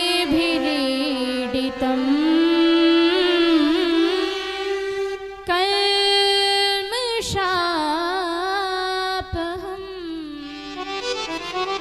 बोलो श्रीमद् भागवत महापुराण की जय हो। तो हमारे सरकार ये आनंद के पावर हाउस हैं। आपके घर में बिजली है तो इसका अर्थ ये नहीं है कि आपका घर ही बिजली घर है। अरे आपके घर की लाइट बिजली घर से जुड़ी है, इसलिए आपके घर में बिजली है। हमारे जीवन में आनंद कब तक है, सुख कब तक है? जब हम सुख के पावर हाउस से जुड़े हुए हैं, सुख के सागर से जुड़े हुए हैं, और यदि उनसे विरक्त हो गए तो अपने आप जीवन में एक नहीं सैकड़ों कष्ट आ जाएंगे, हजारों दुख आ जाएंगे। इसलिए लक्षण है, जब जब आपको लगे कि हम दुखी हैं, हमारे पास तमाम प्रकार के दुख हैं, तो आप एक काम कीजिए, भगवान से जुड़ जाइए। जो मंगलों के भवन हैं, अपने आप आपके जीवन में मंगल होना प्रारंभ हो जाएगा। बाकी और कोई उपाय नहीं है कि हम दुख से मुक्त हो सकेंगे। मंगल भवन अमंगल हारे, मंगल भवन अमंगल हारी, मंगल भवन अमंगल हारी। द्रवहु सुदशरथ अजिर बिहारी, द्रवहु सुदशरथ अजिर बिहारी। मंगल भवन अमंगल हारी, द्रवहु सुदशरथ अजिर बिहारी।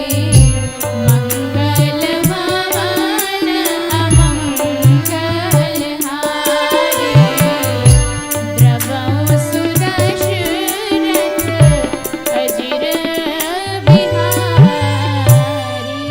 बोलो भक्तवत्सल भगवान की जय हो। अब सारे देवता ब्रह्मा जी के पास गए कि महाराज ये बताओ, हम मानवों से कितने श्रेष्ठ हैं, पर सुखदेव जी ने हमें डांट के भगा दिया और मानव को बैठ करके कथा सुना रहे हैं। आखिर इस कथा की महिमा क्या है कि हमारे अमृत तक को फेल कर दिया गया। ब्रह्मा जी कहते हैं कि परीक्षित जी को कथा सुनने दीजिए, सुनकर क्या परिणाम होता है 7 दिन में, उसके बाद हम कुछ निर्णय देंगे। और 7 दिन बाद जब परीक्षित को परम पद प्राप्त होते देखा तो विधाता अपविस्मितः, ब्रह्मा बाबा भी परम आश्चर्यचकित हो गए। उन्होंने सत्यलोक से तराजू मंगवाई, एक पलड़े पर सारे धर्म शास्त्रों को रखा, दूसरे पलड़े पर साक्षात श्रीमद् भागवत जी को विराजमान किया। पर सारे पलड़े धर्म शास्त्रों के उठ गए, लेकिन श्रीमद् भागवत का पलड़ा ज्यों का त्यों रहा। क्योंकि ये श्रीमद् भागवत कोई ग्रंथ पोथी नहीं है। श्रीमद् भागवताख्योयम प्रत्यक्षम कृष्ण एव ही, हमारे कृष्ण कन्हैया सांवले सरकार ही अपने भक्तों का उद्धार करने के लिए श्रीमद् भागवत जी के रूप में इस कलिकाल में अवतरित हुए हैं। इसलिए भगवान सारे विश्व का भार लिए विराजमान है, तो वो पलड़ा कहाँ से उठता? ब्रह्मा जी ने भी घोषणा कर दी कि यह श्रीमद् भागवत साक्षात भगवान का वांग्मय विग्रह है। हम इस कथा को सुन रहे हैं तो इसका अर्थ है हम भगवान की ही सेवा कर रहे हैं। जैसे जो फल भगवान के विग्रह को नहला करके, वस्त्र पहना करके, चंदन इत्यादि करके, पुष्प हार इत्यादि पहना करके, आभूषण धारण करा के, नैवेद्य लगा करके मिलता है, वही फल आपको कथा सुनने के बाद भी मिलेगा, क्योंकि यह भी भगवान की ही सेवा है। कथा सुनना भी भगवान की सबसे बड़ी सेवा है। इसलिए सुखदेव जी ने इसे साक्षात भगवान का ही वाङ्मय विग्रह माना है। लघु निन्यानि जातानि गौरवेण इदं तदार्षि गणा सर्वे विस्मयं परमं ययुः। लोकविग्रहमुक्तस्य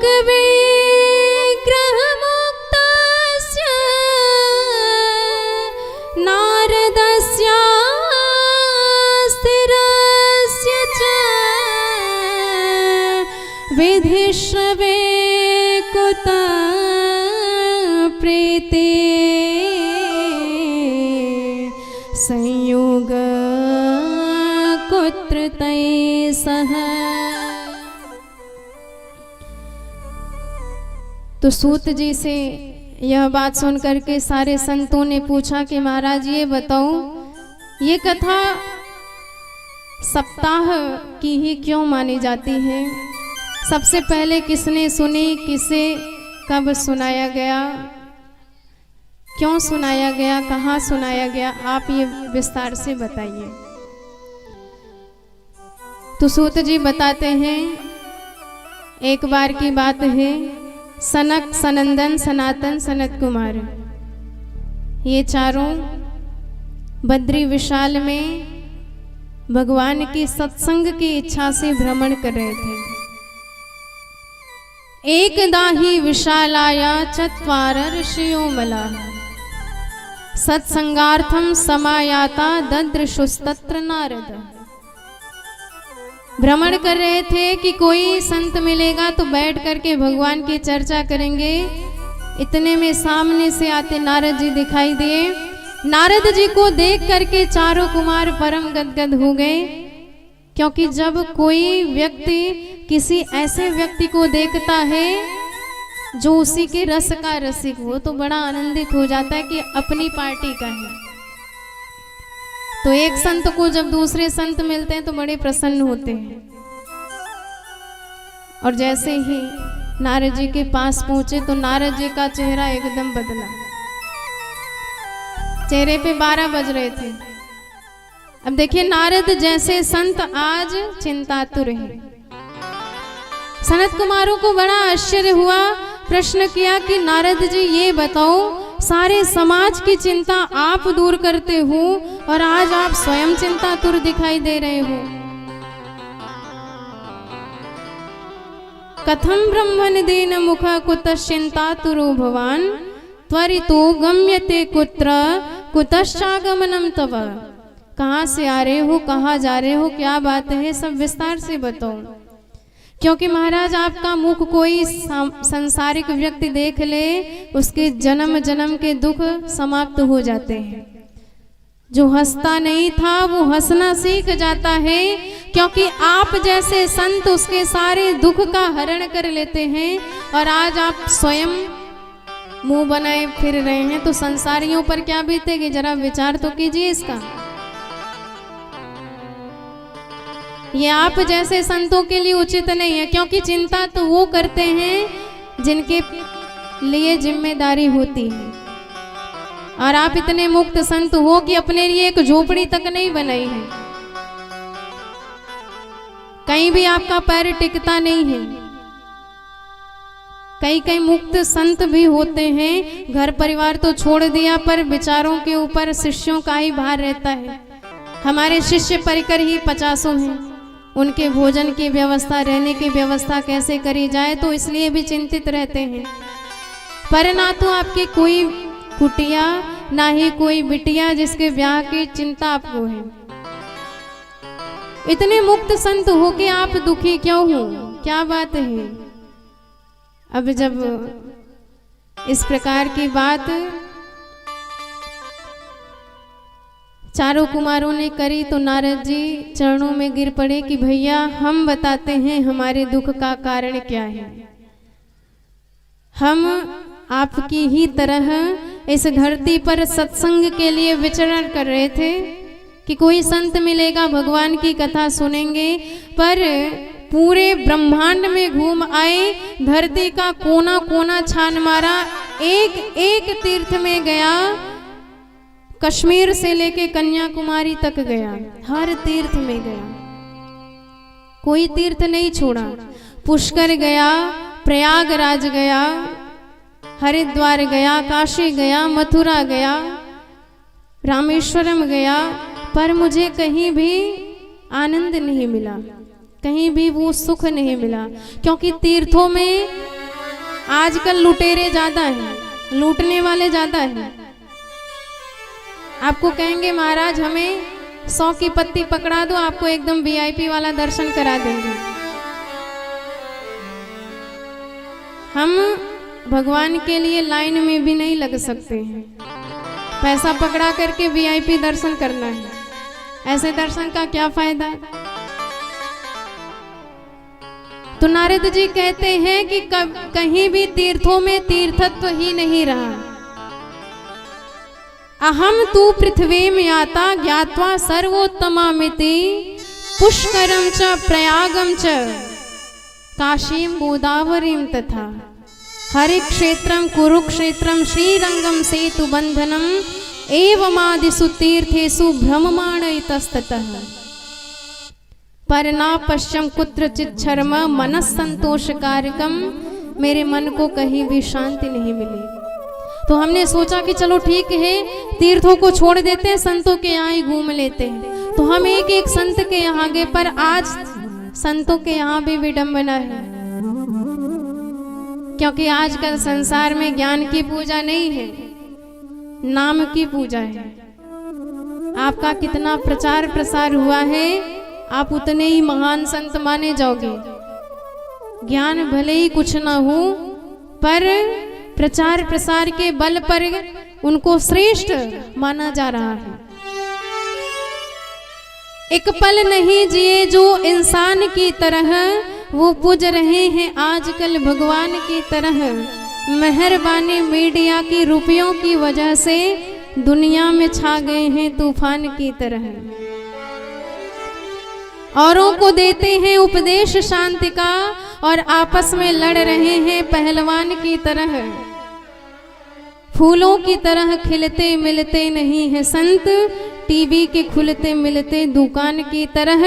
राजेश त्याग हरि को धनिकों के हाथ में, साधु भी बिक रहे हैं सामान की तरह। ये विडंबना है संतों की।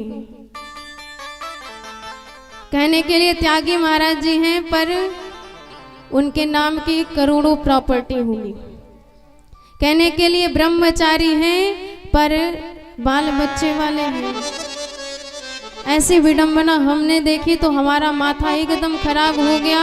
हम वहां से तुरंत मुड़े कि चलो गृहस्थों के यहाँ देख ले, पर वहां तो और विडंबना।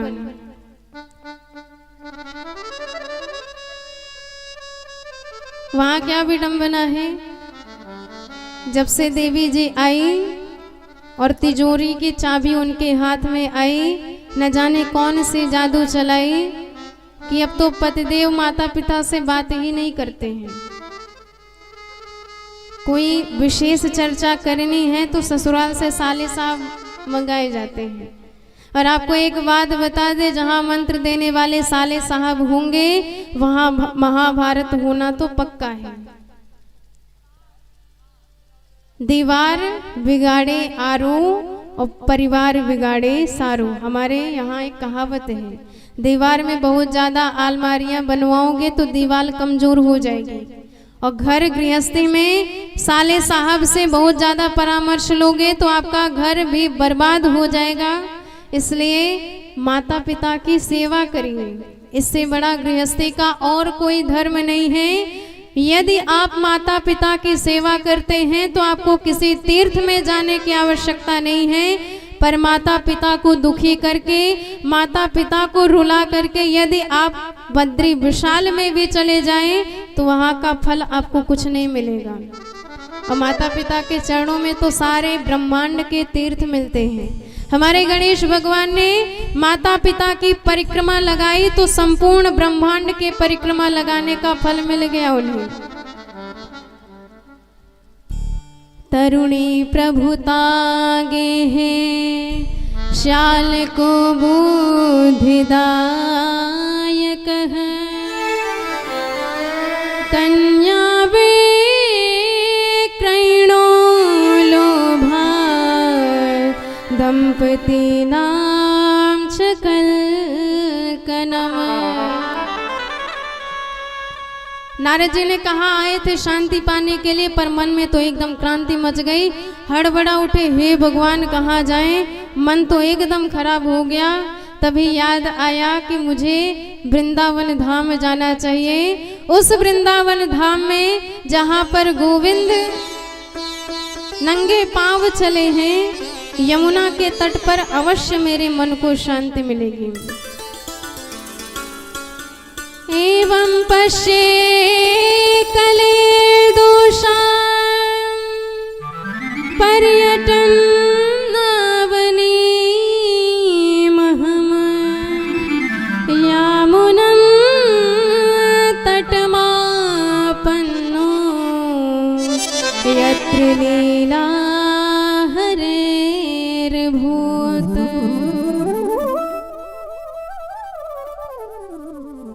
इसलिए वृंदावन धाम साक्षात सच्चिदानंदमय धाम माना जाता है। वृंदावन धाम आप कभी गए हो तो ये मत समझिए कि हम अपने बल से गए हैं। आप यदि वहां पर पहुंचे हैं तो ये आप समझिए कि आप वहां गए नहीं हैं, आप वहां बुलाए गए हैं। कौन बुलाया है? बुलाने वाली हमारी बरसाने वाली सरकार है। इस वृंदावन धाम में प्रवेश करने वाले सभी जीव जंतु सच्चिदानंदमय स्वरूप हो जाते हैं। यहाँ के वृक्ष कल्प वृक्ष के समान, यहाँ की धरती चिंतामणि के समान, जो साक्षात वृंदावन बिहारी को प्रकट करा के दिखा देती हैं। यहाँ का जल अमृत से भी बढ़ चढ़ के है और यहाँ के निवासी साक्षात राधा कृष्ण के ही स्वरूप भूत हैं। आइए एक बार मन से ही वृंदावन धाम की यात्रा करें, अपने मन को वृंदावन धाम लेके चले और बरसाने वाली सरकार की कृपा प्राप्त करें। बिना इनकी कृपा के भागवत की कथा समझ में नहीं आती, इसलिए बड़े भाव से बोल वृंदावन धाम की जय हो। लागे वृंदावन नीको, लागे वृंदावन नीको, लागे वृंदावन नीको वाली रे मोहे, लागे वृंदावन नीको, लागे वृंदावन वृंदावन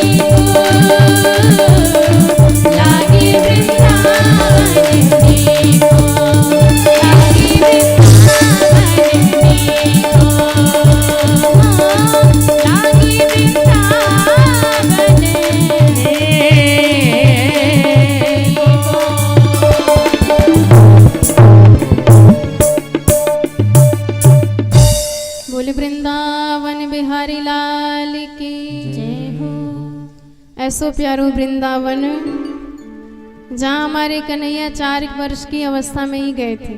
प्यारी जी को धाम है।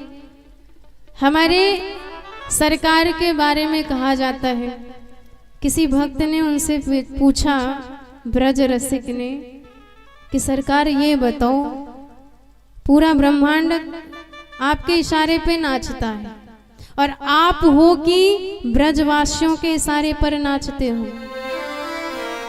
कन्हैया बोले, भाई क्या बताएं, हम सारे जगत के राजा होंगे, हम तो द्वारिका के राजा हैं, ब्रज के राजा थोड़ी हैं। ब्रज की अधिष्ठात्री, ब्रज की महारानी एक ही है, और जे कौन है, वो हमारी बरसाने वाली सरकार है।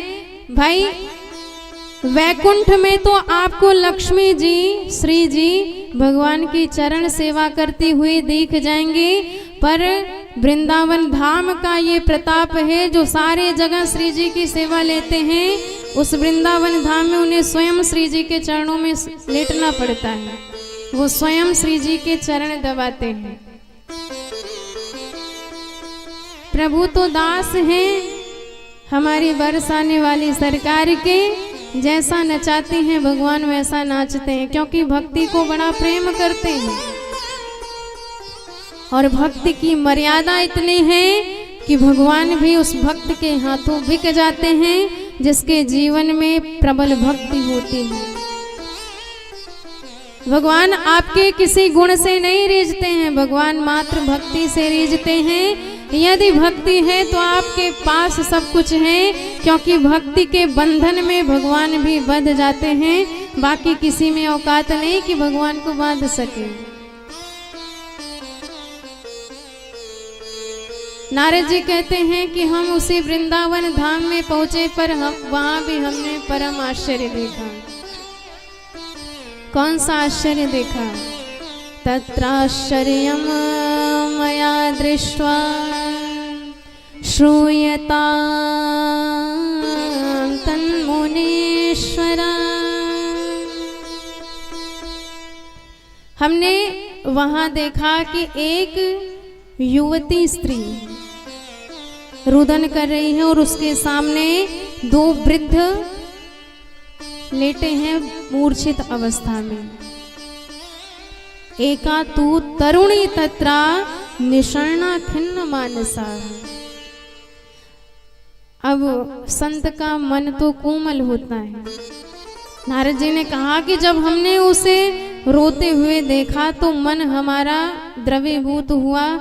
मैंने सोचा कि उसके पास जाएं, पता लगाएं कौन सा दुख है, किस लिए रो रही है। जैसे ही पास में गए तो केवल देवियों का ही समाज। तो भाई इनका कोई भरोसा नहीं है, कब रोते रोते हंसने लग जाए, कब हंसते हंसते रोने लग जाए, कब इनका मूड बदल जाए, कोई गारंटी नहीं है। इसलिए बाबा बैरागियों को इनके झुंड में जाना भी नहीं चाहिए। तो हम उल्टे पांव लौट पड़े, पर उस देवी जी ने पीछे से आवाज लगाई कि अरे महाराज 1 मिनट रुकिए तो सही। आप जैसे संतों के दर्शन तो बड़े भाग्य से होते हैं और आप मेरे दुख बिना मिटाए यहाँ से भाग रहे हैं। तो हमें आना पड़ा वापस से। भो भो साधु क्षणम तिष्ठ मच्चिंता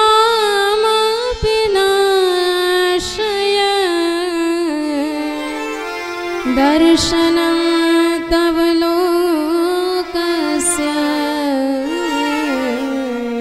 सर्वथा गहरं परम्।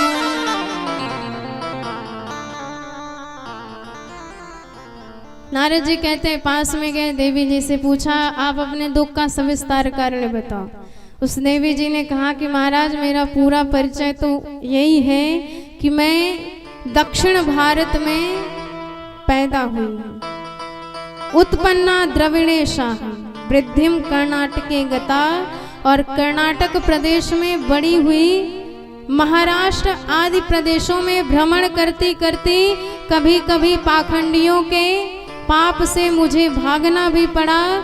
घूमती भागती जैसे ही वृंदावन धाम में आई तो वृंदावनस्य संयोगात् पुनस्त्वात् तरुणी नवा धन्यम वृंदावनम तेना भक्ति नृत्यति यत्र च। वह युवती स्त्री कहती है महाराज मेरा नाम भक्ति है और ये दोनों वृद्ध कोई और नहीं मेरी ही संतान है। एक माँ के लिए उससे बड़ा दुख क्या हो सकता है कि वह तो पूर्ण स्वस्थ है मस्त है पर उसके समक्ष उनके बच्चे ही दुख से ग्रसित हो जाएं। एक माँ अपने लिए कभी नहीं जीती है, बच्चों के लिए जीती है, क्योंकि यदि नहीं जीती तो बच्चे आज इस दुनिया में नहीं होते। कितना कष्ट सहा है माँ ने एक बालक को दुनिया में लाने के लिए। शरीर का भी ध्यान नहीं दिया, कितना कष्ट होता है पैदा करने में। हजारों करोड़ों बिच्छुओं के डंक जैसा दर्द होता है प्रसव के वक्त, पर माँ सब कुछ सहती है। बालक मल मूत्र त्याग करता है, रोता है, चीखता है, सोने भी नहीं देता, पर माँ वह सब भी सहन कर लेती है। किस लिए? उस बालक के लिए सब कुछ परित्याग कर देती है। इसलिए संसार में माता पिता से बढ़ करके भगवान नहीं हो सकते, क्योंकि भगवान कैसे होते हैं ये हमें माता पिता को देखकर ही पता चल जाता है। प्राय कितने भी बड़े हितैषी हो, हमेशा आपका भला चाहे कोई गारंटी नहीं है, पर एक माता पिता चाहे बालक पास रहे चाहे विदेश चला जाए हमेशा उसी के बारे में सोचती रहती है। इसलिए भगवान इनसे बढ़ चढ़ के नहीं हो सकते हैं। पहले इन्हें प्रसन्न करिए तब जाके मंदिर में देवताओं की पूजा करिए। हमारे शास्त्र कहते हैं मातृदेवो भव, पहले नंबर पे देवता कौन है? माता। पितृदेवो भव दूसरे नंबर पे, ठाकुर जी का नंबर चौथे पर आता है। इसी से विचार कर लीजिए। भक्ति मैया कहती है कि ये मेरे ही बालक हैं, पर मेरे समक्ष ये वृद्ध हो गए हैं, बेहोश हैं, मूर्छित हैं, अचेत हैं। इससे बड़ा दुख मेरे लिए और क्या हो सकता है नारद जी।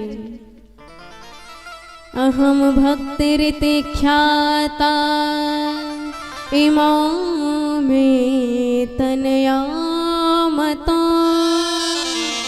ज्ञान वैराग्य नामनो काल योगेन जर्जरो।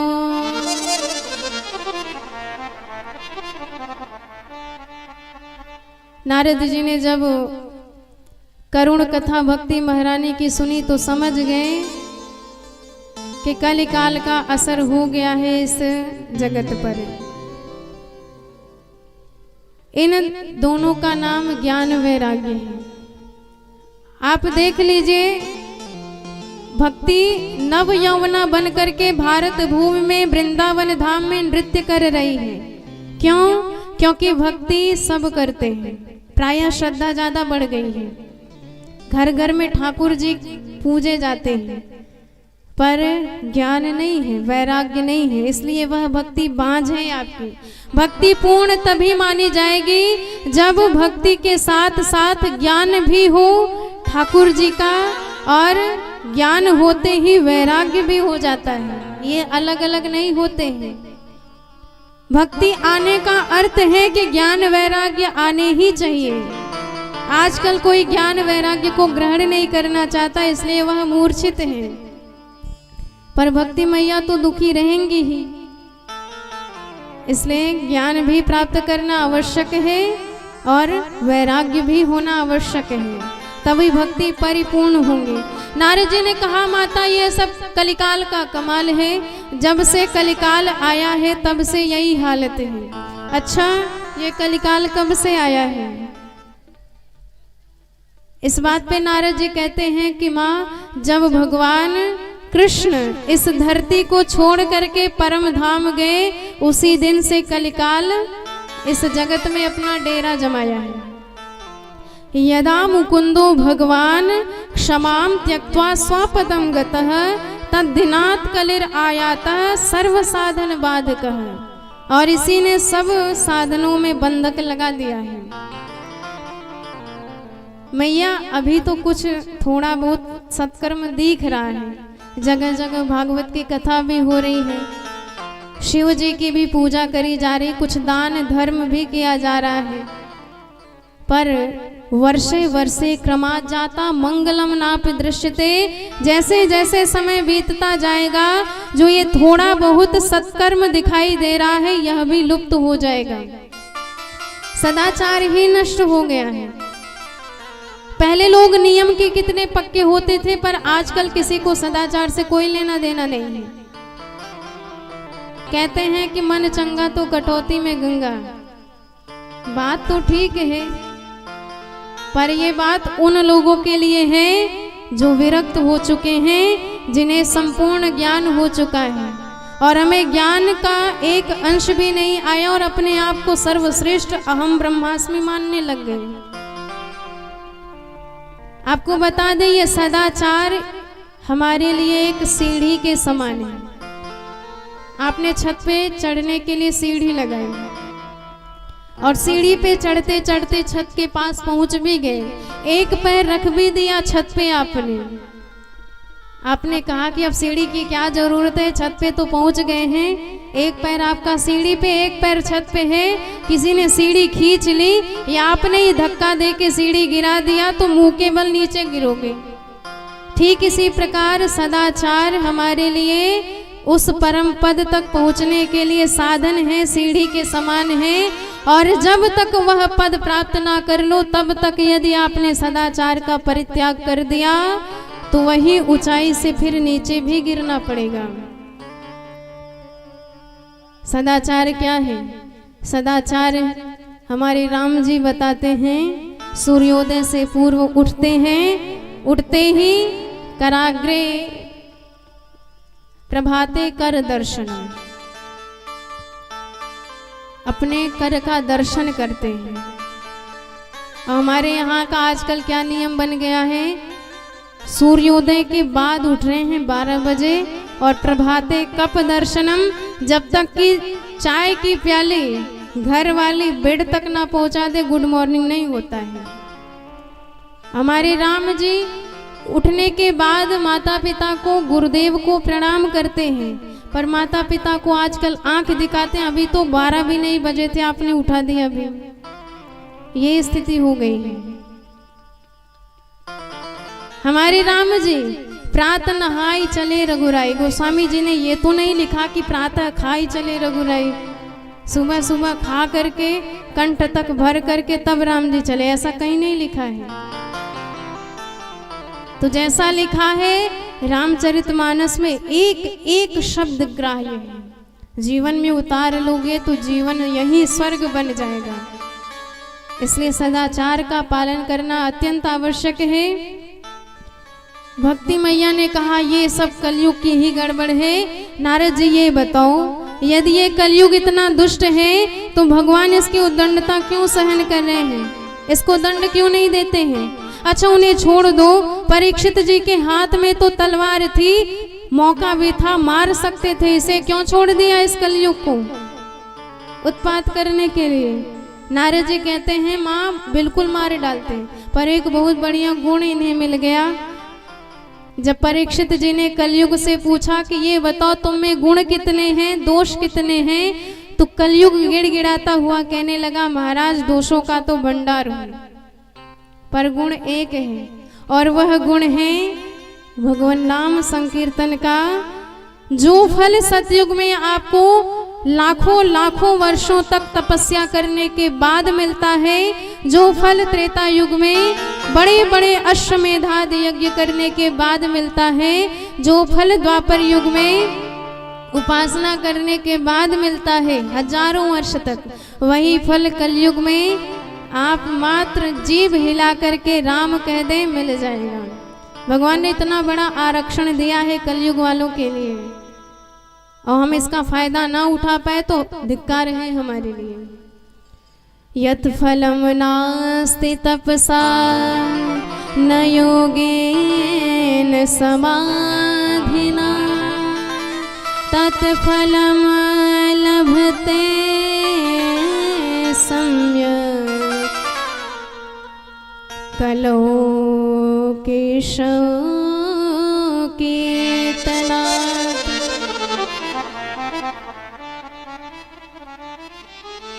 कलयुग केवल हरि गुण गान। कलयुग केवल हरि गुण गान। कलयुग केवल हरि गुण गान। कलयुग केवल हरि गुण गान। कलयुग केवल हरि गुण गान। गावत नर पावै वैभव था। गावत नर पावै वैभव था। सीता राम राम राम राजा राम राम राम। सीता राम राम राम राजा राम राम राम। सीता राम राम राम राजा राम राम राम। सीता राम राम राम राजा राम राम राम। सीता राम राम राम राजा राम राम। बोल भक्तवत्सल भगवान की जय हो। नारद जी ने जब भक्ति मैया को ये उपाय बताया, भक्ति मैया परम गदगद हो गई। नारद जी कहते हैं कि माँ, और दूसरी बात, आप पर तो साक्षात भगवान की बड़ी कृपा है, क्योंकि आप भगवान की प्राण वल्लभा हो। भक्ति मैया से इतना प्रेम करते हैं ठाकुर जी, जहाँ जहाँ भक्ति महारानी वहाँ वहाँ भगवान भी रहते हैं। त्वं तु भक्ति प्रिया तस्य सततम प्राणतोधिकाः। त्वया हूतस्तु भगवान याति नीच गृहेष्वपि। जहाँ जहाँ भक्ति बुलाए भगवान को वहाँ आना ही पड़ता है। चाहे नीच से नीच का भी हृदय हो, पर उस हृदय में भक्ति का वास है तो वह वैकुंठवासी भगवान भी वहाँ आए बिना रह नहीं सकेंगे। भगवान आपकी उच्चता, आपकी श्रेष्ठता नहीं देखते हैं, भगवान तो आपके भक्ति भाव को देखते हैं। वह आपके पदार्थों के भूखे नहीं हैं, वह आपके भाव के भूखे हैं। आप चाहे जितना किलो लड्डू भगवान को चढ़ा दो, पर भाव ही नहीं है, श्रेष्ठता का अभिमान है, तो वह भगवान कभी नहीं मिलने वाले हैं। पर आपने प्रेम से, भाव से तुलसी दल ही चढ़ा दिया, तो भगवान उसी तुलसी दल पर अपने आप को बेच डालते हैं। ये भक्ति की मर्यादा है, ये भक्ति की महिमा है। विक्रीणेते समात्मानं भक्तिभ्यो भक्तवत्सलः। इसलिए बड़े बड़े जो ज्ञानी हैं वो भगवान से और कुछ साधन नहीं मांगते हैं। वो तो यही कहते हैं, हमने जितना सत्कर्म किया, जितना दान किया, जितना धर्म किया, जितना अनुष्ठान किया, सब आपको समर्पित, बदले में हमें आपकी प्यारी भक्ति दे दीजिए। क्योंकि भक्ति हमारे हृदय में आ जाएगी तो भक्ति के इशारे पे वो बिहारी जी भी नाचते हैं, जबकि माया सारे जगत को नचाती हैं और भक्ति उस मायापति को भी नचाते हैं। इसलिए भक्ति की याचना करते हैं। नान्या स्पृहा रघुपते हृदये स्मदीये, सत्यम वदामि च भवान अखिलांतरात्मा। भक्तिम प्रयच्छ रघुपुंगव निर्भराम में कामादि दोष रहितम कुरुमान समझ। ये बात गोस्वामी तुलसीदास जी कहते हैं कि हे राघव जी सरकार, आप तो अंतर्यामी हैं, मैं क्या चाहता हूं मुझसे ज्यादा आप जानते हैं। इसीलिए बिना मांगे ही आप वो चीज दे दीजिए जिससे हमारा कल्याण हो जाए। और जब भक्त इस प्रकार से भगवान से याचना करता है तो भगवान उसे रुपए, पैसे, बंगला, गाड़ी, परिवार नहीं देते हैं, फिर भगवान उसे भक्ति प्रदान करते हैं। क्योंकि सारे जगत का सार यही है कि हमारे जीवन में भक्ति आ जाए। सब कर मांगहु एक फल राम चरण रति होय। और जब तक यह भाव नहीं है तब तक कथा सुनना भी बेकार है, क्योंकि यह भक्ति का अनुष्ठान है, ज्ञान का अनुष्ठान है, प्रेम का अनुष्ठान है। इसलिए भक्ति की महिमा इसमें गाई गई है। नारद जी कहते हैं कि आप तो उनकी प्रिया हो, आप प्रेम से बुलाओ, आपके दुख भगवान नष्ट करेंगे, आपको तो चिंता करने की आवश्यकता ही नहीं है। अरे वो भगवान कहीं गए नहीं हैं। जिन भगवान ने द्रौपदी की रक्षा करी है, जिन भगवान ने गोपियों का पालन पोषण किया है, वह भगवान आज भी तुम्हारे हृदय में विराजमान है। उनकी तरफ देखो तो सही। हम जगत से कहते हैं रक्षा करो, जिस जगत का कोई भरोसा नहीं उस जगत पे हमें बड़ा भरोसा है, पर जिस भगवान का सदा भरोसा है उस भगवान पे हमें जरा भी भरोसा नहीं है। और जब भगवान पे पूर्ण भरोसा हो जाएगा उसी दिन हमारा उद्धार होना अपने आप प्रारंभ हो जाएगा। इसलिए आपको चिंता करने की आवश्यकता नहीं है। आप तो भगवान के चरणों का ध्यान करो। जिनके जीवन में दुख आए वो चरण कमलों का ध्यान करें, क्योंकि इससे बड़ी दवाई इस जगत में कोई और नहीं हो सकती है। भक्ति मैया तो गदगद हो गई, नारद जी के ही गुणगान गाने लगे। धन्य है नारद जी, आज आपकी कृपा से मुझे यह ज्ञान प्राप्त हुआ है कि उपाय तो हमारे ही हृदय में है, दूर न हेर ही में है। उन्हें कहीं और देखने की आवश्यकता नहीं है। आप अपने हृदय में झांकिए। सच बात बताएं तो भगवान से ज्यादा नजदीक और भगवान से ज्यादा दूर हमसे कोई नहीं है, क्योंकि हृदय में वो हैं, इसलिए बहुत नजदीक है। पर हम सारे जगत को देख सकते हैं, हृदय को नहीं देख सकते हैं, इसलिए उनसे ज्यादा दूर भी कोई नहीं है।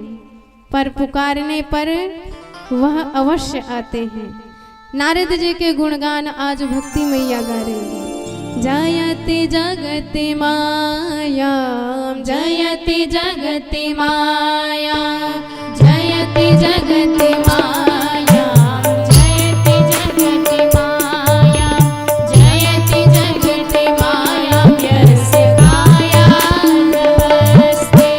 जयते जगते माया, व्यस्य काया नमस्ते। वचन रचन वेगम वचन रचन वेगम केवलम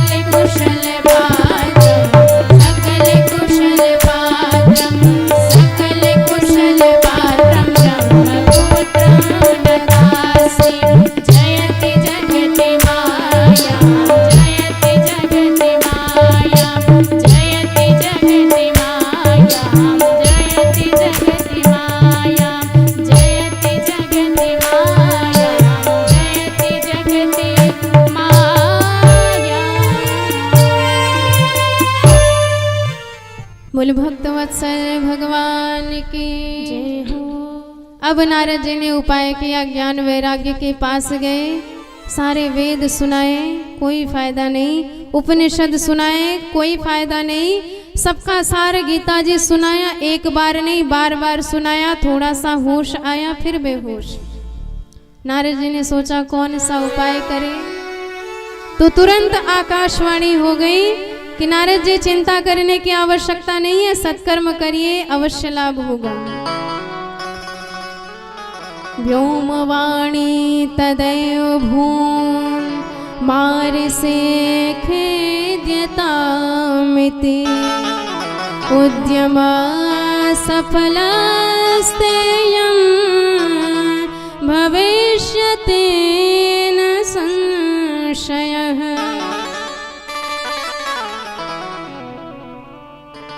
नारद जी ने कहा कि सत्कर्म किसे कहते हैं, आप जरा बताइए। वेद पढ़ना, गीता पढ़ना ये सत्कर्म नहीं है तो और क्या है। आकाशवाणी ने कहा सत्कर्म किसे कहते हैं, कोई संत बताएगा। नारद जी ने कहा ये दोनों बातें गोलमोल आपने करी, या तो संत का ही नाम बता देते, पता बताते, एड्रेस बता देते तो हम पहुंच जाते, नहीं तो सत्कर्म ही बता देते, हम सत्कर्म ही कर लेते। अब कौन संत किसके पास जाएं, क्या बताएगा, पर चलो ढूंढते हैं। नारद जी सबके पास गए, छोटे मोटे तो वैसे ही हाथ जोड़ लेते, महाराज हमारी क्या औकात है, स्वयं तू नारदे नापी।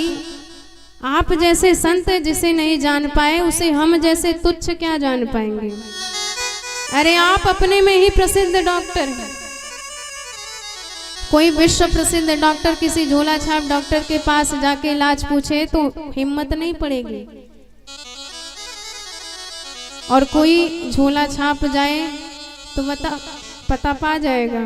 पर नारद जैसे संत जो ब्रह्मांड में घूमते फिरते हैं, स्वयं न ज्ञायते तु यत् तत्कथम शक्यते वक्तुर। नारद जी को कहीं उत्तर नहीं मिला। नारद जी कहने लगे कि भैया इसी प्रश्न का उत्तर ढूंढने के लिए हम इतने चिंतातुर हैं, और आज आप जैसे संतों के दर्शन हो गए तो मेरी चिंता भी मिट गई।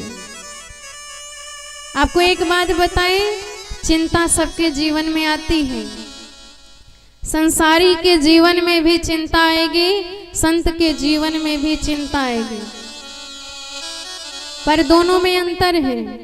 जब संसारी के जीवन में चिंता आएगी, उसी चिंता की चिता जला करके उसी में जल जाएगा, भस्म हो जाएगा। पर जब संत के जीवन में चिंता आती है तो उसी चिंता को चिंतन में बदल लेता है। चिंतन चंदन की तरह शीतल होती है, मार्ग दिखाती है, और चिंता चिता की तरह जला करके राख कर देती है। इसलिए चिंता करना छोड़ दीजिए, चिंतन कीजिए। चिंतन गोविंद का होता है, चिंतन हमें शीतलता प्रदान करती है, चिंतन हमें उपाय बताते हैं। चिंता चिता समाप्रोक्ता बिंदु मात्र विशेषतः, सजीवो दहती चिंता निर्जीवो दहती चिता। चिता तो मुर्दे को जलाती है, पर चिंता जीवित व्यक्ति को भी जला करके राख कर देती है। इसलिए जब चिंता आए तो संत की शरण में चले जाओ, सारी चिंता से मुक्त हो जाओगे। जब उसकी अमृतमय वाणी में गोता लगाओगे, सारी चिंता अपने आप दूर भाग जाएगी। नारद जी कहने लगे महाराज आप जैसे संत तो कहीं ढूंढ के भी नहीं मिलते हैं।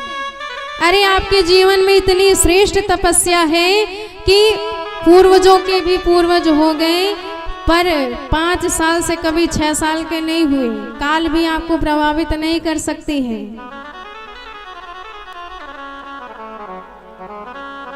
आपकी नैक भ्रिकुटी नीचे भई, टेढ़ी भई, साक्षात भगवान के द्वारपालों को एक नहीं 3 जन्म के लिए राक्षस बना दिया। 24 घंटे हरि शरणम एवं ही नित्यम येषाम मुखे वचः। इसलिए आप जैसे संत आज भगवान की कृपा से मिले हैं तो मुझे विश्वास हो गया तो कि मेरी चिंता भी दूर हो जाएगी। येषां भ्रूभंग मात्रेण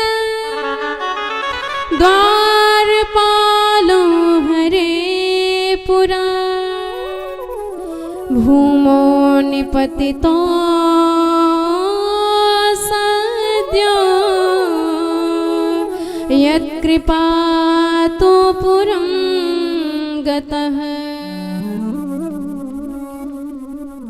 सनत कुमारों ने कहा, नारद जी एकदम सही पते पे आए हैं, और जिस प्रश्न के लिए आप चिंतित हैं उस प्रश्न का उत्तर हमारे पास से मिलेगा। वह सत्कर्म कोई और नहीं है, सत्कर्म सूचको दिव्यम ज्ञान यज्ञ स्मृते बुधे श्रीमद्भागवतालाप सतुगीता शुकादिपि। श्रीमद्भागवत की मंगलमयी कथा ही सत्कर्म है, दवाई है जिससे ज्ञान वैराग्य का रोग दूर हो जाएगा। पहले तो नारद जी को विश्वास ही नहीं हुआ, क्योंकि श्रीमद् भागवत वेद की ही व्याख्या करता है, तो हमने पहले ही वेद सुना दिया है। अब जब पूरा वेद ही कुछ नहीं कर पाया, जब पूरा वृक्ष ही कुछ नहीं कर पाया, तो उसका फल क्या कर पाएगा? वेद का ही तो फल है श्रीमद् भागवत। संतों ने कहा ऐसे नहीं समझोगे, जरा ये बताओ, किसी ने फल खाया, मीठा लगा, तो उसने तर्क लगाया कि जब फल इतना मीठा है तो इसको पैदा करने वाला पेड़ कितना मीठा होगा, और यही कुतर्क लगा के पेड़ ही चबाने लग जाए तो क्या रस मिलेगा? नहीं मिल सकता है। भले ही उसी से पैदा हुआ है, पर जो काम उसका है वो काम वो नहीं कर पाएगा। नारद जी समझ गए कि भले ही कोई पढ़ लिख के चाहे जितना विद्वान हो जाए, कि हम तो सब कुछ पढ़ लिख चुके हैं, हमें अब कथा सुनने की आवश्यकता नहीं है। ऐसे ही व्यक्ति फंसते हैं कि अरे यहाँ तो ये लिखा है, वहाँ वो लिखा है, दोनों बात ऐसे कैसे हो सकता है? मूड खराब हो जाता है, फंस जाता है अपने ही चक्कर में। पर जब संत के पास जाएगा तो संत उसे इस ढंग से समझाएगा कि बुद्धि में घुस जाएगी वह बात है। संत मेघ जैसे होते हैं, बादल के जैसे होते हैं, या तो आप में उतनी क्षमता हो कि आप सागर के जल को शुद्ध बना करके पान कर लें, नहीं तो बादल उसी सागर के जल को अवशोषित करके समय समय पर बरसा देते हैं, आप उस जल का पान कीजिए। घमंड छोड़ दीजिए कि हम में भी यह ज्ञान है, हम क्यों संत की संगति करें। सागर का जल कितना खारा है, पी के देख लीजिए, मूड खराब हो जाएगा आपका, स्वाद बिगड़ जाएगा, नमक ही नमक भरा है। पर वही जल जब बादल बरसाता है तो कितना मीठा हो जाता है। ऐसे ही वेद पुराण सागर के जैसे हैं और संत बादल के जैसे हैं, जो उसका स्वाध्ययन करके परिमार्जित करके अनुभव गम्य ज्ञान बना करके आपके सामने बरसा देते हैं। उसी बरसात में भीग जाइए, अपने आप जीवन में आनंद ही आनंद, सारे संशय मिट जाएंगे। नारद जी ने कहा कि अब तो कथा आप से ही सुनेंगे, बोलो कहाँ सुनाओगे। संतों ने कहा कि हमें तो एक ही जगह प्यारी लगती है, हरिद्वार, यहीं पर भगवान की कथा होगी गंगा जी के तट पे। नारद जी मुख्य यजमान बन गए, चारों कुमार बालू के ही आसन पर विराजमान हो गए, व्यासपीठ समझ करके कथा प्रारंभ हुई। सुनते ही बड़े बड़े संत, गृहस्थ और विरक्त सबके सब अपने परिकर के साथ पधारने लगे। केवल संत ही नहीं आए, सारे ब्रह्मांड भर के देवता भी आए, सारे दैत्य भी आए, पर्वत भी आए, नदियां भी आई, और कई लोग जो अपने आप को श्रेष्ठ समझ रहे थे कि हमें क्या आवश्यकता है कथा सुनने की, उन्हें भृगु जी महाराज डांट करके कथा सुनने के लिए जबरदस्ती लेके आए। गुरुत्वा तत्र न यातो भृगुम संबोध्य चानयत। इससे हमें यही शिक्षा मिलती है कि कथा आप स्वयं सुने, और जब आने लगे तो अपने साथ आस पड़ोस के भी लोगों को लेके आए, जबरदस्ती। ना भी आए तो बहाना बना के लाए कि भाई चलो कथा सुनो, कुछ नहीं तो कथा के अंत में प्रसाद बड़ा बढ़िया मिलेगा, कम से कम प्रसाद के ही लालच में आएंगे। और उसी लालच में आके एक बार कथा सुन लिए तो कथा सुनने से उनका उद्धार तो होगा ही होगा, यह पुण्य भी आपके ही खाते में जाएगा। बोले भक्तवत्सल भगवान की जय हो। बड़े बड़े संत कथा सुनने के लिए आए हैं, पूरे संतों का जमावट लगा हुआ है और एक से बढ़ करके एक संत आए हैं कथा सुनने के लिए। भृगुर वशिष्ठ श्रवण गौतमो मेधातिथि देवल देवरातो रामस्तथा गाधिसुतस्य साकलो मृकण्डपुत्र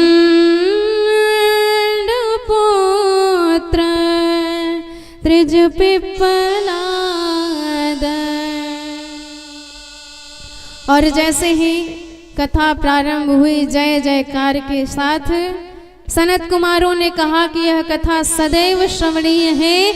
मानव जन्म लेकर के भी जो यह मंगलमयी कथा नहीं सुनते हैं वह श्वास लेते हुए मुर्दे के समान है, चांडाल के समान है, गधे के समान है। नारद जी ने कहा महाराज गालियां क्यों दे रहे हैं? सनत कुमारों ने कहा ये हम नहीं कह रहे हैं, ये देवता कह रहे हैं कि भाई कितना सौभाग्य है इन मानवों का कि भगवान की पवित्र कथामृत इनके सामने बह रही है और ये अभागी उसमें भाग नहीं ले रहे हैं, इसलिए उनके दुर्भाग्य पर देवता गालियां देते हैं। तो सदा सेव्या श्रीमद् भागवती कथा यस्य श्रवण मात्रेण हरिश्चित्तम समाश्रयेत।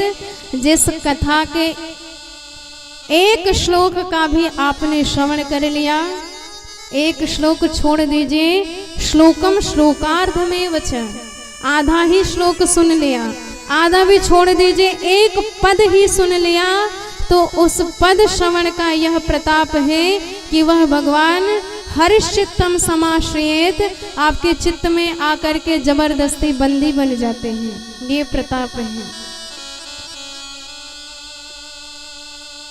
कथा संपन्न होते ही सारे श्रोताओं के बीच में एक युवती स्त्री प्रकट हुई। उसके हाथ, अपने हाथों में अपने दोनों पुत्रों का हाथ पकड़ी है और भगवान के नाम का जोर जोर से संकीर्तन करने लगी, गायन करने लगी, झूम झूम करके नृत्य करने लगी।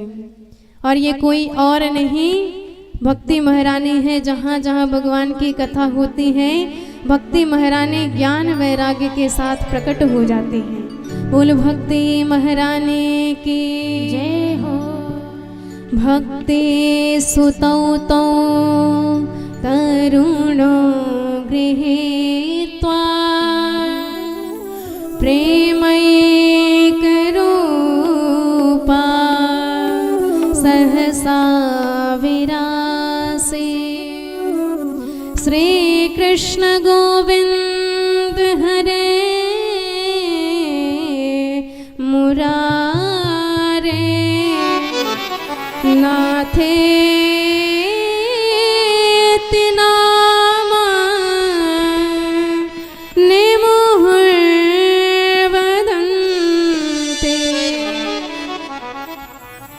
श्री कृष्ण गोविंद हरे मुरारे हे नाथे नारायण वासुदेव।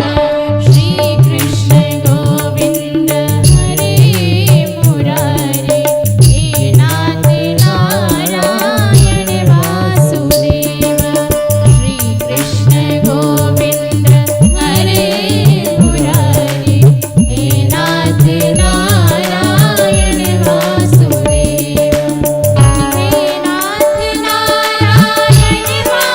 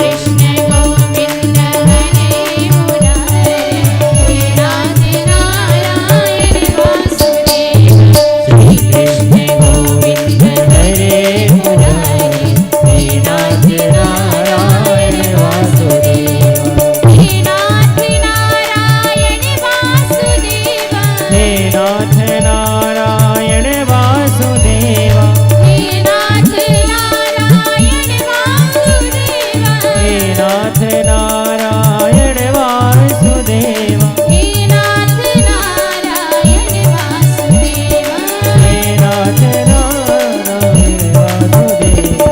श्री कृष्ण गोविंद हरे मुरारी, हे नाथ नारायण वासुदेवा, हे कृष्ण गोविंद हरे मुरारी, हे नाथ नारायण वासुदेवा, हे नाथ नारायण वासुदेवा, हे नाथ नारायण वासुदेवा। हे नाथ नारायण वासुदेवा।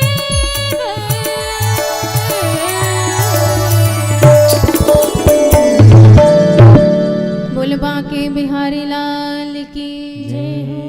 भक्ति मैया जैसे ही प्रकट हुई, सारे श्रोता आश्चर्यचकित हुए कि ये कौन है। भक्ति मैया ने प्रणाम करके संतों से कहा कि महाराज हमारे लिए स्थान बताइए, हम कहाँ विराजमान हो। तो संत कहते हैं आप तो भगवान की प्रिया है, जितने भी वैष्णव समुदाय देख रहे हैं आप उन्हीं के हृदय में विराजमान हो जाइए, उससे बढ़ करके आपके लिए और कोई स्थान नहीं हो सकता है। तो यही प्रताप है, जो भगवान की कथा सुनते हैं भक्ति उनके हृदय में विराजमान हो जाते हैं। जिस भक्ति के लिए बड़े बड़े संत एक नहीं जन्मों जन्मों तक तपस्या रत रहते हैं, फिर भी वह भक्ति नहीं प्राप्त होती है, क्योंकि भक्ति उन्हीं के जीवन में आती है जिनके जीवन से सारे विकार हट जाते हैं और भागवत की कथा से सारे विकार दूर भाग जाते हैं। भक्ते सुगोविंद स्वरूप करते प्रेमैक धर्त्रे भवरोग हर्त्रे सात्वं च तिष्ठस्य सुधैर्य संश्रया निरन्तरं वैष्णवमानसानि।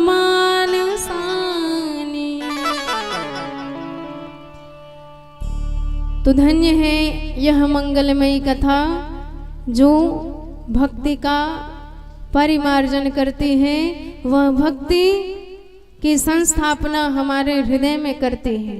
जिस भक्ति के गुलाम हमारे ठाकुर जी हैं, जहाँ जहाँ भक्ति महारानी वहाँ वहाँ भगवान वैकुंठ का धाम छोड़ करके भी निवास करते हैं। तो संतों ने कहा कि इस कथा से केवल भक्ति ज्ञान वैराग्य ही पुष्ट होते हैं कि पापियों के पाप का भी कुछ होता है। तो सनत कुमार कहते हैं नहीं नहीं, जो पापी हैं जिन्होंने जीवन में पाप के अतिरिक्त तो कुछ नहीं किया, दुराचार पापाचार भ्रष्टाचार अनाचार सब कुछ करे और मर गए, मरणोपरांत भूत प्रेत की योनि में पहुंच गए, और ऐसे महापापी भी यदि भगवान की कथा गलती से भी सुन ले तो वह भी परम पावन पवित्र हो जाते हैं। यह सप्ताह ज्ञान यज्ञ का प्रताप है। ये मानवा पाप कृतस्तु सर्वदा दुराचार रता विमार्गगा क्रोधाग्नि दग्धा कुटिलाश कामिनः सप्ताह यज्ञेन कलौ पुनन्तिते। तो संतों ने कहा कि ऐसा कभी हुआ भी है कि अपने मन से? तो सनत कुमार कहते नहीं नहीं, हुआ है ऐसा। भगवान की कथा से कौन कौन से पापी तरे हैं यह हम तुम्हें गोकर्णोपाख्यान के माध्यम से समझाएंगे। तो हम यह कथा कल श्रवण करते हैं। आज यही वाणी को विराम, कल समयानुसार आप सब यहाँ अवश्य आए, कथा को सुन करके अपने जीवन को धन्य बनाएं। कथा का समय 6 बजे से, इसका अर्थ है 6 बजे से कथा प्रारंभ हो जाएगी। तो यह समय हमारे लिए है, आप उससे आधा घंटा पहले यहाँ पर विराजमान रहे ताकि पूजन का कार्यक्रम आरती वगैरह हो सके, उसके बाद कथा प्रारंभ होगी। तो कल समय का ध्यान देते हुए आप सब समय से आइए। ऐसा नहीं है कि प्रसाद मिलने के समय ही आया जाए, कई लोग ऐसे होते हैं। प्रायः जब कथा होती रहती है तो बच्चों को भेज देते हैं, जा बेटा सुनता रहे, जितना शंख बजे सब आके बताना, जब आखिरी शंख बजे तब बता देना, पहुंच जाएंगे, प्रसाद लेके आएंगे सत्यनारायण भगवान का।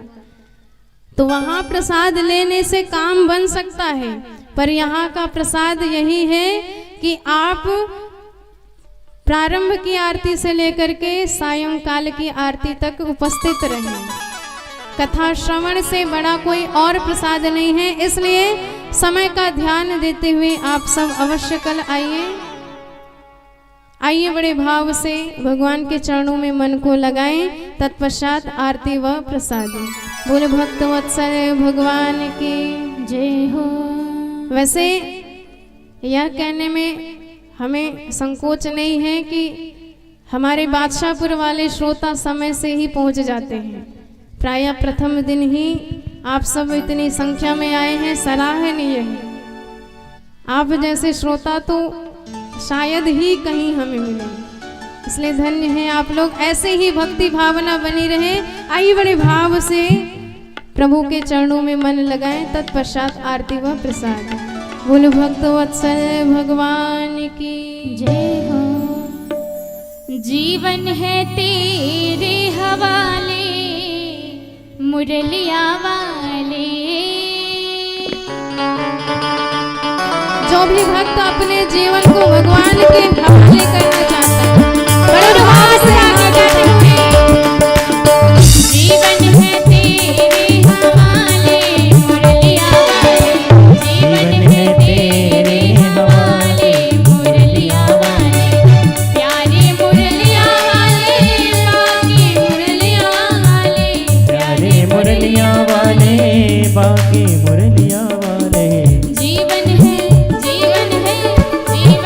तेरे हवाले मुरलिया वाले, जीवन है तेरे हवाले मुरलिया वाले।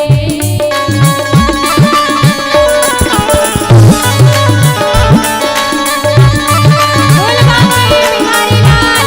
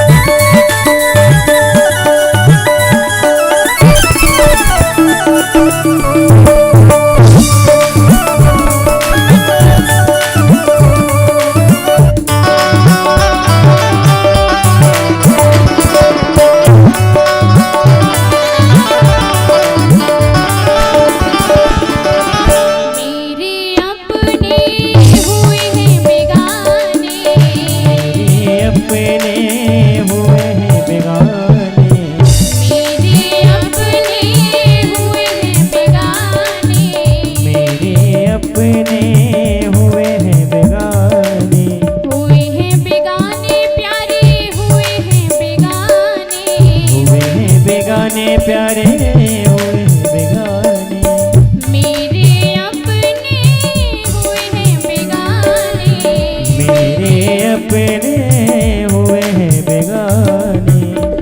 अब तू ही अपना ले हो, अब तो तू ही अपना ले मुरलिया वाले, अब तो तू ही अपना ले मुरलिया वाले, जीवन है तेरे हवाले मुरलिया वाले, जीवन है तेरे हवाले मुरलिया वाले।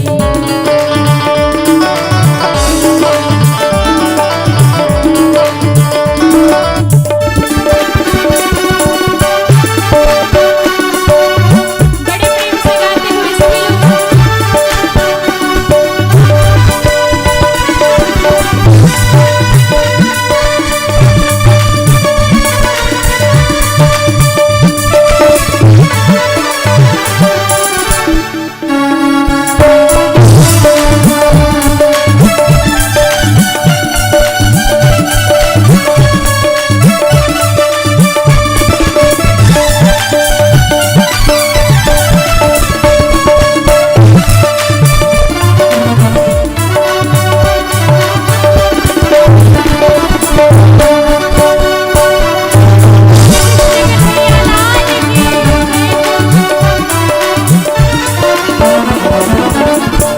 ओ हम तो दीवाने सब तेरे मोहन,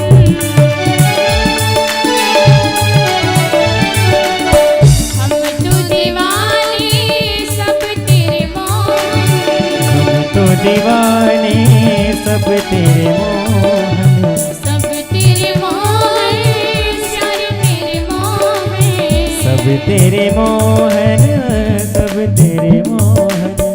हम तो दीवाने सब तेरे मोहन, हम तो दीवाने सब तेरे मोहन। अब तो गले से लगा ले, अब तो गले से लगा ले मुरलिया वाले, अब तो गले से लगा ले मुरलिया वाले, जीवन है तेरे हवाले मुरलिया वाले, प्यारे मुरलिया वाले, बाकी मुरलिया वाले, प्यारे मुरलिया वाले, बाकी मुरलिया वाले, प्यारे मुरलिया वाले, बाकी मुरलिया वाले, प्यारे मुरलिया वाले, बाकी मुरलिया वाले। जीवन है, जीवन है, जीवन है तेरे हवाले मुरलिया वाले, जीवन है तेरे हवाले मुरलिया वाले, जीवन है तेरे हवाले मुरलिया वाले, जीवन है तेरे हवाले मुरलिया वाले, जीवन है तेरे हवाले मुरलिया वाले, जीवन है तेरे हवाले मुरलिया वाले, जीवन है तेरे हवाले मुरलिया वाले, जीवन है तेरे हवाले मुरलिया वाले, जीवन है तेरे हवाले मुरलिया वाले, जीवन है तेरे हवाले मुरलिया वाले। बोल बांके बिहारी लाल की। आप सभी भक्तजन अपने अपने स्थान पर खड़े हो जाएं। आइए हम सभी लोग मिलकर के श्रीमद् भागवत महापुराण की आरती करते हैं।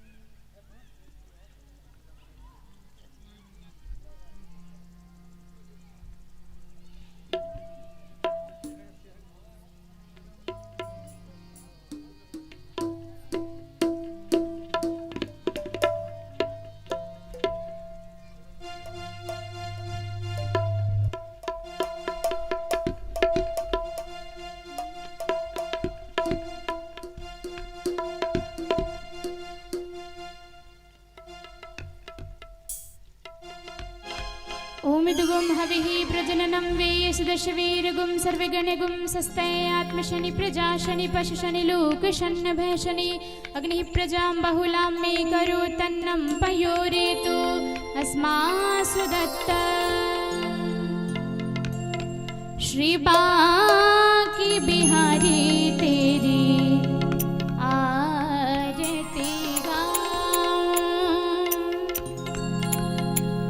आरती गाऊं प्यारे आपको मनाऊं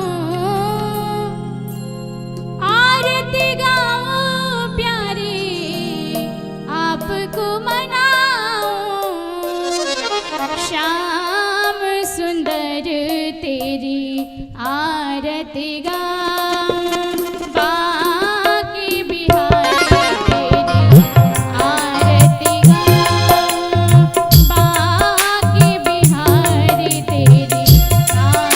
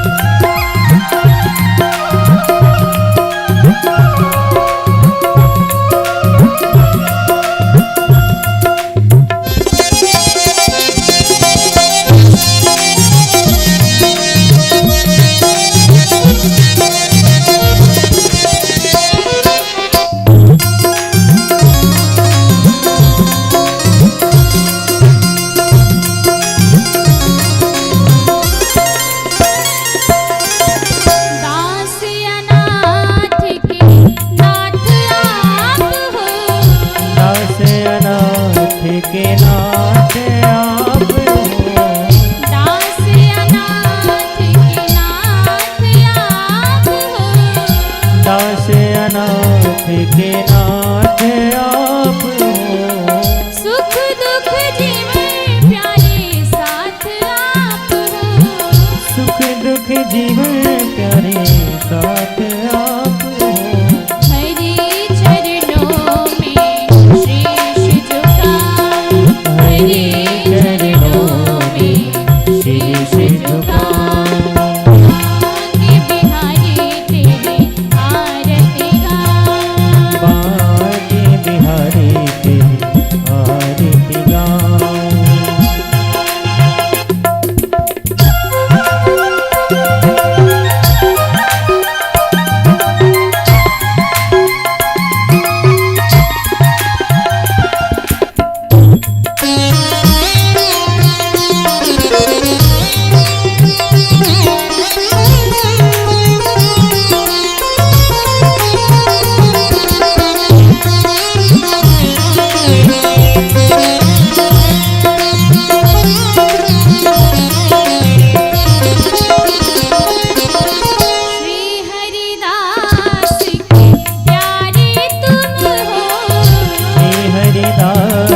के प्यारे तुम हो।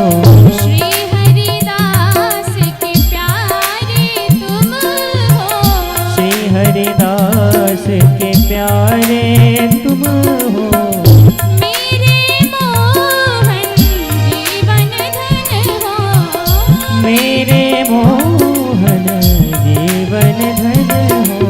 देख युगल छवि बलि बलि जाऊं, देख युगल छवि बलि बलि जाऊं। श्री बांके बिहारी तेरी आरती गाऊं, श्री बांके बिहारी तेरी आरती गाऊं।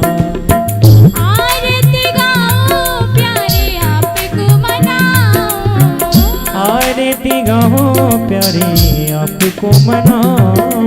हे गिरधर तेरी आरती गाऊं, हे गिरधर तेरी आरती गाऊं। बांके बिहारी तेरी आरती गाऊं, बांके बिहारी तेरी आरती गाऊं। कर्पूर गौरम करुणावतारम संसार सारम भुजगेन्द्रहारम सदा वसन्तं हृदयारविन्दे भवं भवानी सहितं नमामि। त्वमेव माता च पिता त्वमेव, त्वमेव बन्धुः च त्वमेव, त्वमेव सर्वं मम देवदेवं। त्वमेव सर्वं मम देवदेव। त्वमेव सर्वं मम देवदेव। हरे राम राम राम हरे हरे कृष्णा कृष्णा कृष्णा हरे हरे। हरे राम राम राम हरे हरे। हरे कृष्णा कृष्णा कृष्णा हरे हरे। नटखट वंशी वाले गोकुल की राजा, मेरी अखियाँ तरस रही अब तो आजा। वंशी वाले गोकुल के राजा, मेरी अखियाँ तरस गई अब तो आजा।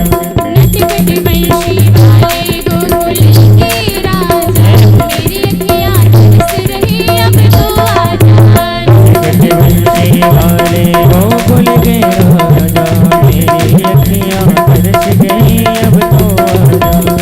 नंद लाल तरस रही अखियाँ, नंद लाल तरस रही अखियाँ, नंद लाल तरस रही अखियाँ, बरस रही अखियाँ, बरस रही अखियाँ बरस रही अखियाँ। आजा नंद लाल तरस रही अखियाँ, आजा नंद लाल तरस रही अखियाँ, आजा नंद लाल तरस रही अखियाँ। कृष्ण गोविंद हरि मुरारे, हे नाथ नारायण वासुदेव। कृष्ण गोविंद हरे